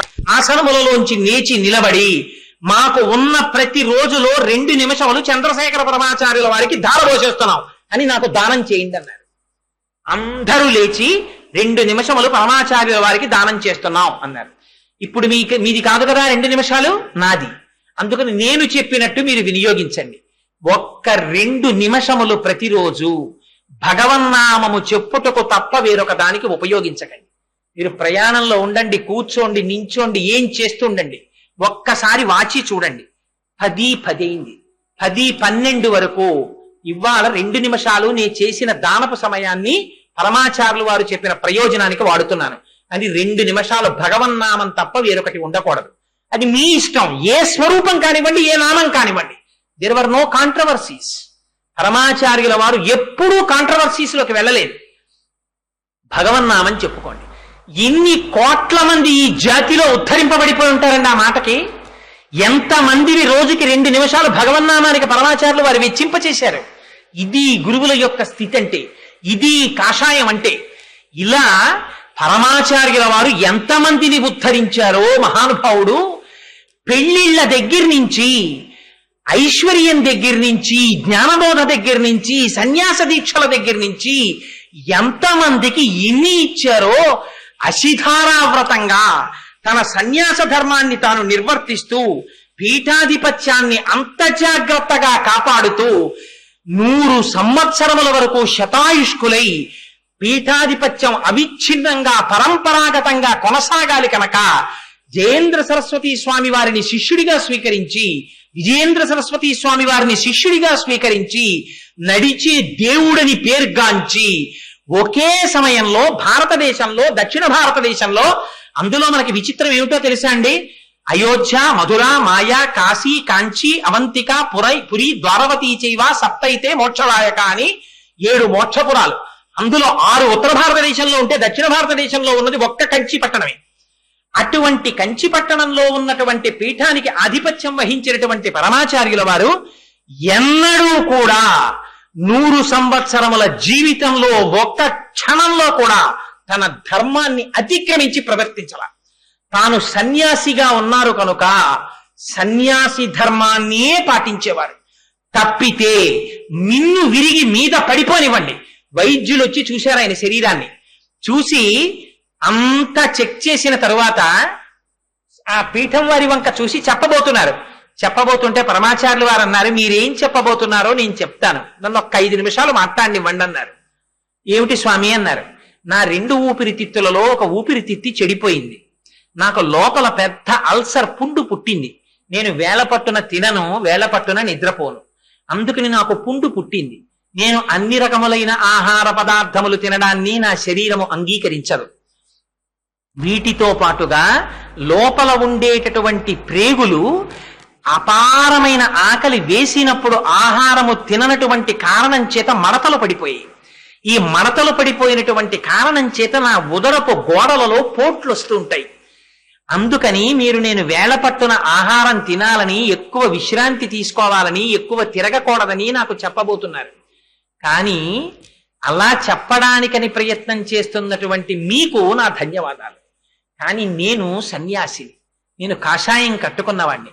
నాకు ఈ శరీరం గురించి తాపత్రయం లేదు. ఇది పడిపోవచ్చు కాక, లోపల ఉన్న ఆత్మ నేను. అందుచేత దీని గురించి నేనే వెంపర్లాడిన నాడు, దీని సుఖాన్ని కోరుకున్న నాడు ఇంకా నేను సన్యాసినేమిటి, దీని సుఖంతో నాకు ప్రమేయం లేదు. అందుచేత మీరు చెప్పిన నియమాలు నాకు వర్తించవు. వేళపట్టున నిద్రపోవడం, ఎక్కువ నిద్రపోతూ ఉండడం, తక్కువ మంచి ఆహారం తీసుకోవడం, మందులు వేసుకోవడం, వీటితో నాకు నిమిత్తం లేదు. చిత్రం ఏమిటో తెలుసా అండి? పరమాచార్యులు వారు మా ఇంటికి భిక్షకొస్తే బాగుండు అనుకునేవాటి ఒక పండితుడు పాపం. కానీ అంతమంది పెద్ద పెద్ద వాళ్ళందరూ పరమాచార్యులు వారు చుట్టూ తిరుగుతూ ఉంటారు, మా ఇంటికి వస్తారా ఆ పరమాచార్యులు వారు అని వారి దగ్గరికి వెళ్ళడం మానేసి వారు సమీప గ్రామంలోకి వస్తే ఇంట్లో పడుకున్నాడు. పడుకుంటే పరమాచార్యులు వారు రాత్రి 1 గంటకి మేనా వాళ్ళని లేపి శిష్యులు పల్లకీ మోసేవారు. తను నడిచన్నా వెళ్ళేవారు, శిష్యులన్నా పల్లకీలో తీసుకెళ్ళాలి. పల్లకీలో కూర్చుని వారి ఇంటి ముందుకు వెళ్లి పల్లకీ దింపండి అన్నారు. పల్లకీ పరదాలు పైకెత్తండి అన్నారు. లోపల నిద్రపోతున్నాడు గృహస్థు. పాపం లేపకండి, నిద్రాభంగం అవుతుంది. లేచి వచ్చి నన్ను చూస్తాడు కదా, నేను రావాలని కోరుకుంటున్నాడు. కొన్ని వేల మంది ఆయన రాక కోసం చూస్తున్నారు. ఈ లోపల ఉన్నటువంటి గృహస్థుకి కల వచ్చింది తెల్లవారకట్ట. పరమాచార్యుల వారు మేనాలో తన ఇంటికి వచ్చినట్టు. ఏమిటి ఇలాంటి కల వచ్చిందని చెప్పి మంచం మీద లేచి కూర్చుని సంతోషపడిపోతున్నాడు. బయట ఏవో మాటలు వినపడుతున్నాయి. ఏమిటి మాటలని తలుపు తీశాడు. ఎదురుగుండా మేనాలో పరదా పైకెత్తి పరమాచార్యులు వారి ఇంటి సింహద్వారం వంక చూస్తున్నారు. నా కన్న తండ్రి, నా దైవమా, నువ్వు నడిచొచ్చి నా ఇంటి ముందు కూర్చున్నావా? లోపలికి రాకుండా పిలిస్తే తప్ప రాకూడదని సన్యాసికి నియమం ఉందని పీఠాధిపతివని అలా ఉండిపోయావా తండ్రి అని వచ్చి సాష్టాంగదండ ప్రణామం చేసి కన్నుల వెంట నీరు కరిచాడు ఆయన. ఇది పరమాచార్యుల వారి అనుగ్రహం అంటే. ఎందరికి స్వప్నములలో సాక్షాత్కరించారో, ఎందరిని ఉద్ధరించారో మహానుభావుడు. వారి నోటి వెంట ఒక్కొక్క మాట వస్తే మహాపండితులకి సైతం అందకుండా పీఠముడులు పడిపోయినటువంటి శ్లోకాలకి వారు ఇలా కంటితో చూసేవారంతే. అలాగని ఎక్కువ మాట్లాడేవారు అనుకుంటున్నారేమో పరమాచార్యుల వారు. అలా మాట్లాడడం అలవాటైపోతుందని ప్రయత్నపూర్వకంగా మౌన దీక్షలోకి వెళ్ళిపోయేవారు. అసలు కొన్నాళ్ళు మాట్లాడేవారు కాదు. ఇంత పెద్ద పీఠ ఉంటే తనంత తానుగా ఎండలు మండిపోతున్న రోజులలో దీక్ష తీసుకుని చిన్న పర్ణశాల కట్టుకుని ఆ పర్ణశాలలో ఉండి తపస్సు చేస్తూ ఉండేవారు. అది పరమాచార్యుల వారంటే. శరీరం అంతా మంత్రపూతము చేసుకున్నారు. అందుచేత ఇంతకీ నేను ఈ విషయములను ఇవాళ ఎందుకు ఆయన గురించి మాట్లాడాలి అని అనుకున్నానంటే, ఒకే కాలమునందు దక్షిణ భారతదేశంలో 4 మహాపురుషులు తిరిగారు. ఒకరు కంచి పీఠాధిపతులు చంద్రశేఖరేంద్ర సరస్వతి స్వామి వారు, తిరువణ్ణామలైలో రమణ మహర్షి, అప్పుడే పాండిచేరిలో సర్ అరవిందో, అక్కడ శృంగగిరి పీఠాధిపతులు ఉగ్ర నృసింహ భారతీ స్వామి వారు. వారు ఎంత గొప్పవారంటే ఉగ్ర నృసింహ భారతి కాలినడకన కాశీ 2 మాటలు వెళ్ళి పండితుల దగ్గర బ్రహ్మచారిగా ఉండగా విద్యాభ్యాసం చేసి వచ్చారు. కాలినడకన కాశీ వెళ్ళి. అటువంటి వారు ఎంత చిత్రమో తెలుసా అండి. వారు మధుర మీనాక్షి దేవాలయంలోకి వెళ్ళారు. వెళ్ళి మాకు లోపలికి వెళ్ళి అమ్మవారిని అర్చిస్తామన్నారు. అంటే అర్చకులు అన్నారు, మీరు లోపలికి వెళ్ళడానికి వీల్లేదు, మీరు ఎంత పీఠాధిపతులైనా సరే మీరు బయట నించోండి, మేము అర్చన చేస్తాం మీ పీఠం తరపునన్నారు. అలాగా అన్నారు. శిష్యుడి చేతిలో కొబ్బరికాయ ఉంది, ఆ కొబ్బరికాయ ఇలా ఇమ్మన్నారు. చేతిలోకి తీసుకుని కుడి చేతిలో పెట్టుకుని అమ్మవారి ఎదురుగుండా కొబ్బరికాయ పెట్టి మంత్రాలు చదివారు. అమ్మవారిలో ఉన్న జీవగల కొబ్బరికాయలోకి వెళ్ళిపోయింది. కొబ్బరికాయ చేత పట్టుకుని విడిచికి వెళ్ళిపోయారు. వెళ్ళిపోయి కొబ్బరికాయ సింహాసనం మీద పెట్టి పూజ చేసేస్తున్నారు. మధుర మీనాక్షి అమ్మవారి విగ్రహం చరిత్రలో ఎన్నడూ లేని విధంగా వెలవెలపోయింది. హడిలిపోయారు అర్చకులు. హడిలిపోయి పరిగెత్తుకుంటూ స్వామివారి విడిదికి పరిగెత్తారు. స్వామి మాది అపరాధం అయిపోయింది, మీరు సాక్షాత్ అమ్మవారి స్వరూపం, మిమ్మల్ని అమ్మవారి పూజ చెయ్యొద్దన్నాం, మీరు వచ్చి లోపల అర్చన చెయ్యండి, అమ్మవారి కళల్ని మళ్ళీ అమ్మవారిలోకి విడిచిపెట్టేయండి మహాప్రభు అన్నారు. అంటే మళ్ళీ వచ్చి ఆ చేతిలో ఉన్న కొబ్బరికాయలోంచి మళ్ళీ అమ్మవారిలో ఉన్న కళల్ని అమ్మవారిలోకి ప్రవేశపెట్టేశారు. అమ్మవారు కూడా వారి మాటలు వినేది. తెల్లవారి లేసి ఒక్కొక్కసారి చంద్రశేఖర పరమాచార్యుల వారు 1-2 సందర్భాల్లో మాత్రం బయటపడిపోయారు. అప్పుడు మాత్రం ఇంకా తప్పించుకునే అవకాశం లేక చిరునవ్వుతో అంగీకరించవలసి వచ్చింది. లేకపోతే డాంబికంగా బయటపడేవారు కాదు. కంచి కామాక్షి అమ్మవారితో తాను మాట్లాడతానన్న విషయాన్ని ఒక రోజు ప్రసంగవశాత్తు బయటపడ్డారు పరమాచార్యుల వారు. ఆ ఎదురుగుండా ఉన్న శిష్యుడు మంచి గట్టివాడు. వాడు పట్టుకున్నాడు, ఎవరు అమ్మా నిజం చెప్పండి, మీరు ఎవరితో మాట్లాడారని. కామాక్షి అమ్మవారితో మీరు మాట్లాడారు, నిజమా కాదా? ఒకడు దేహం విడిచిపెట్టిపోయాడు, ఒకడు దేహం మీద మమకారం విడిచిపెట్టిపోతాడన్నావు. అన్నది అమ్మవారు అంటున్నారు. ఆ అన్నది కామాక్షి అమ్మవారు, అవునా కాదా? అంటే ఆనాడు మాత్రం నవ్వుతూ అంగీకరించారు అవును అని. అంతటి స్థితప్రజ్ఞులు, అంతటి మహాపురుషులు. అటువంటి మహాపురుషుడు చంద్రశేఖరేంద్ర సరస్వతి స్వామివారు తనంత తానుగా కోరి తీసుకున్న సన్యాసం కాదు, గురువుల దగ్గర కూర్చుని చదువుకున్న చదువు కాదు, తపస్సు చేసి తెచ్చుకున్న ఆత్మస్థితి కాదు. కానీ ఇటువంటి స్థితికి ఎలా రాగలిగారు? ఇది కారణ జన్ములంటే, ఇది గురువులంటే. అటువంటి పీఠం కంచి పీఠం, అటువంటి పీఠాధిపతులు చంద్రశేఖరేంద్ర సరస్వతి స్వామివారు. అందుకని అటువంటి మహాపురుషుడి గురించి 4 మాటలు చెప్పుకుంటే చాలు. అందుకే నేను ఇవాళ సాధారణంగా నా ఉపన్యాసాల్లో నాకుండేటటువంటి బలహీనత, ఒక విషయంలోంచి ఇంకో విషయంలోకి వెళ్ళిపోతుంటాను. ఇవాళ నన్ను నేను నియంత్రించుకున్నాను, ఇతర విషయాలు స్పృశించకుండా కేవలం పరమాచార్యుల వారి గురించే మాట్లాడాలని. నేను నియంత్రించుకుంటే అవుతుందా? స్వామి అనుగ్రహం ఉండద్దు? చిత్రం ఏమిటో తెలుసా అండి? అంతటి పరమాచార్యుల వారు ఎంత మాయ చేసేవారంటే అందరి మధ్యలో ఉన్నట్టు ఉండేవారు, మాయమైపోయేవారు. ఎక్కడున్నారు స్వామి అంటే వెతికి వెతికి వెతికి వెతికి వెతికితే ఎక్కడో దొరికేవారు. శ్రీశైలంలో ఒకసారి అలా తప్పించేసుకున్నారు ఆయన. పాలధారలు పంచధారల్లో దొరికారు. ఆయన జపం చేస్తుంటే దగ్గరికి వెళ్ళి పిలవడానికి భయపడ్డారు ఆ రోజుల్లో. అంత అటువంటి జపం చేసేవారు. అట్లాంటి పరమాచార్యుల వారు పీఠంలో ఉండగా వారి ఆరోగ్యం బాగులేదని డాక్టర్ భాస్కర్ గారని డాక్టర్ గారిని తీసుకొచ్చారు. డాక్టర్ గారు అప్పుడే భోజనం చేయడానికి వెళ్ళారు. బాలస్వామి వారు మెడ్రాస్ వెడుతున్నానని అప్పుడే పరమాచార్యుల వారికి వచ్చి నమస్కారం చేస్తే చెయ్యి ఊపి వెళ్ళి రమ్మని ఆశీర్వచనం చేశారు. అందరూ వెళ్ళిపోయారు. ఒక్క సేవకుడు మాత్రం పక్కనున్నాడు. అతన్ని కూడా వెళ్ళి కొద్దిగా మంచినీళ్లు పట్రా అని పంపించేశారు. ఆ సేవకుడు కూడా బయటికి వెళ్ళిపోయాడు. ఒక్కరే లోపల ఉన్నారు. ఎంత రహస్యం అంటే మళ్ళీ లోపలికి వచ్చేటప్పటికి పరమాచార్యుల వారి శరీరం ఒక్కటే. వారు వెళ్ళిపోయారు. ఆ వెళ్ళిపోయే రోజున మాత్రం తన తల్లిగారి చిత్రపటాన్ని తీసుకురమ్మని అడిగారు, మహాలక్ష్మమ్మ వారిది. అమ్మగారి చిత్రపటాన్ని తీసుకొచ్చి అక్కడ పెట్టండి అన్నారు. అక్కడ పెడితే అమ్మగారి యొక్క చిత్రపటం వంక అదే పనిగా చూశారు.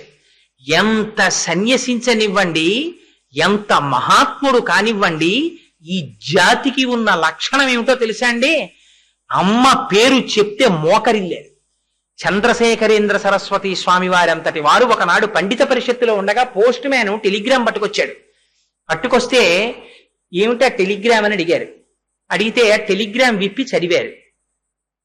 మా అమ్మగారు మరణించారన్న శోకము ప్రకటించకూడదు కనుక ఎంత గంభీరంగా అడిగారంటే, సన్యాసి తల్లి మరణిస్తే సన్యాసి ఏం చెయ్యాలో పండితులారా చెప్పండి అన్నారు. అందరికీ అర్థమైంది పరమాచార్యులు వారి తల్లి శరీరం విడిచిపెట్టారని. చెప్పారు. వెంటనే జలపాతం కింద స్నానం చేయడానికి వెళ్ళారు. వెళితే శిష్యులందరూ కూడా వెళ్ళి స్నానం చేశారు. ఏమిటి? ఆత్మస్థితిగతులై సన్యసించి పునర్జన్మని పొందినటువంటి పరమాచార్యుల వారు అమ్మగారి శరీరం విడిచిపెట్టారని తెలిస్తే అంత విచలితులయ్యారు. చిట్ట చివర తాను శరీరం విడిచిపెట్టే రోజున అమ్మగారి చిత్రపటాన్ని తెచ్చుకొని తదేకంగా చూశారు. ఎవ్వరూ పక్కన లేకుండా. స్వామి వివేకానందుడు కూడా అంతే కదండి, అంత రహస్యంగానూ విడిచిపెట్టారు. ఆఖరికి పంచాంగం తెప్పించుకొని దాని కింద తిథి ముహూర్తాన్ని కూడా అండర్లైన్ చేసి పక్కన ఎవ్వరూ లేకుండా చూసి కపాల భేదనం చేసుకుని ఆ పునరావృత్తి రహిత శాశ్వత శివ సాయుధ్య స్థితిని పొందేశారు. అనంతాత్మలో తాను కలిసిపోయారు. అలా పరమాచార్యుల వారు కూడా అంత రహస్యంగానే వెళ్ళిపోయారు. ఇంత చక్రవర్తి స్థితిని పొంది ఇంత పరివారం ఉన్నవారు ఎంత విచిత్రమో చూడండి. ఆ క్షణం వచ్చేసరికి ఏమిటో ఎవరి మానాన వాళ్ళు వెళ్ళిపోయారు. పక్కన ఎవ్వరూ లేకుండా ఉండరు అసలు. అలాంటిది ఒక్క సేవకుడిని కూడా పైకి పంపించేశారు. అతి రహస్యంగా వెళ్ళిపోయారు. అలా పువ్వులా వచ్చారు, పువ్వులా వెళ్ళిపోయారు. ఆయన కారణజన్ముడు అనడానికి ఇంకా ఇంతకన్నా దృష్టాంతం ఏమిటి? భగవానుడు అవతారమూర్తిగా వచ్చి రాక్షస సంహారం చేస్తాడు. కానీ ఒక గురుస్వరూపంగా వచ్చి, ఒక గురువు జ్ఞానమే ఇయ్యగలిగిన వాడు, మోక్షమే ఇప్పించగలిగిన వాడు, భౌతికమైన ఐశ్వర్యాన్ని కోరికల్ని తీర్చడం ఒక లెక్క. అందుకే ప్రతి ఇంటిలో ఉండవలసినటువంటి మూర్తులలో చంద్రశేఖరేంద్ర సరస్వతి స్వామివారి చిత్తరువు ఉండి తీరాలి. ఉండని ఇల్లు ఉండకూడదు. మీ ఇంటి గోడలు, మీ ఇంటి గోడలకి మీరు వేయించుకున్న పెయింటింగ్లు, మీ ఇంటీరియర్ డెకరేషన్లు, అది ఐశ్వర్యం కాదు. ఐశ్వర్యం అంటే ఏదైనా ఉంటే ఏదో తెలుసా అండి? మీ ఇంట్లో ఆదిశంకరాచార్యులు వారి చిత్తరువు, చంద్రశేఖరేంద్ర సరస్వతి స్వామి వారి చిత్తరువు ఉంటే మీ ఇంటికి మనవడొచ్చి తాతగారండి ఆయన ఎవరండి అని మీరు అడిగితే ఆ చంద్రశేఖరేంద్ర సరస్వతి స్వామి వారి గురించి 4 మాటలు చిన్నపిల్లవాడికి మీరు చెప్తే భావితరాలు కంచి పీఠానికి వెళ్లి నమస్కరించిన రోజున ఈ జాతి సంస్కృతి నిలబడుతుంది. పరమాచార్యుల వారు ఎక్కడికొచ్చినా పిల్లలందరినీ కూర్చోపెట్టి రామనామం రాయించేవారు. వెండి డాలర్లు ఇచ్చేవారు, బంగారు డాలర్లు ఇస్తుండేవారు. కాబట్టి నేను ఇలాంటి మాటలు చెప్పడానికి కావలసినంతటి స్థితిని పొందినవాడను కాను అని నాకు తెలుసు. కానీ కేవలం ఆర్తితో మాత్రమే ఒక్క మాట చెప్తున్నాను. మనం అటువంటి సంస్కృతికి వారసులం.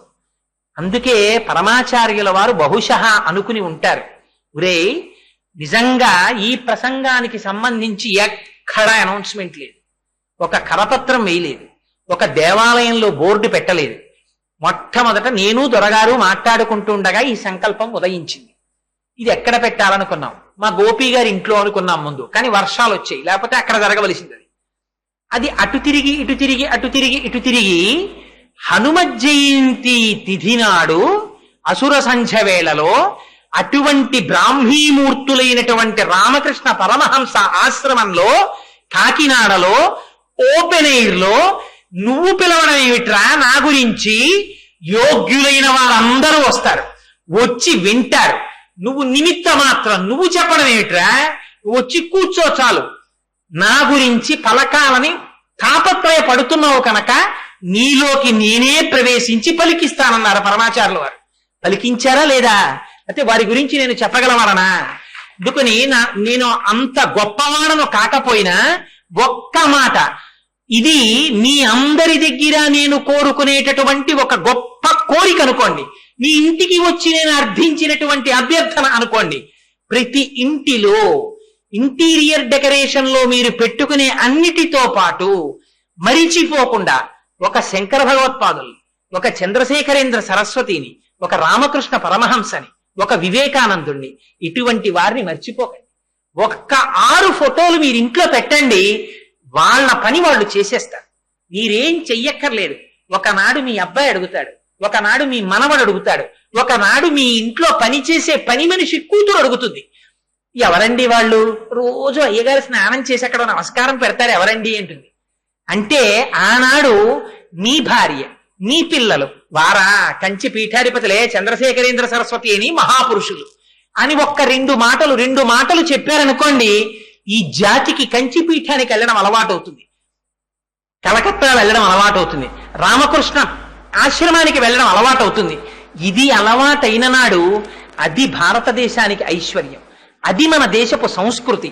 మన దేశపు సంస్కృతి బాహ్యమునందు ఐశ్వర్యము కాదు.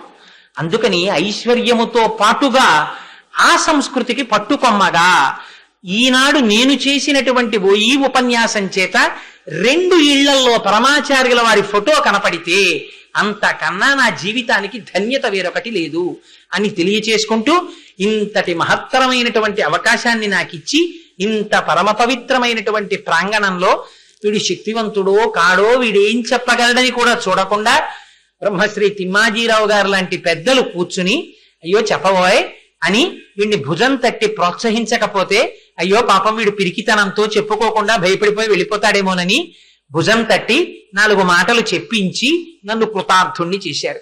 మీ అందరికీ ఈ మాట ఎందుకన్నానంటే, ఎక్కడా అడ్వర్టైజ్మెంట్ లేకపోయినా, ఎక్కడా మేము ఎవరికీ చెప్పకపోయినా ఇంతమంది వచ్చారంటే నాకు ఎంత ఆశ్చర్యంగా ఉందంటే, ఇప్పటికీ జాతికి గురువుల పట్ల, అటువంటి మహాపురుషుల పట్ల నిబద్ధత ఉంది. లేకపోతే ఇంతమంది ఒక చేతకాని వాడు మాట్లాడుతుంటే, ఆర్డర్ అయిపోతుంటే 9 అయిపోతుంటే కూర్చుని వింటున్నారంటే, ఎక్కడైనా ఎవరైనా వినడం లేదంటే అది పాత్ర దోషం తప్ప వింటున్న వాడి దోషం కాదు. అందుకని మీ అందరికీ మరొక్కసారి నా హృదయపూర్వకమైనటువంటి కృతజ్ఞతలు ఆవిష్కరిస్తూ, మంగళాశాసనపరై మదాచార్య పురోగమై సర్వైశ్చ పూర్వైరాచార్యై సత్కృతాయాస్తు మంగళం.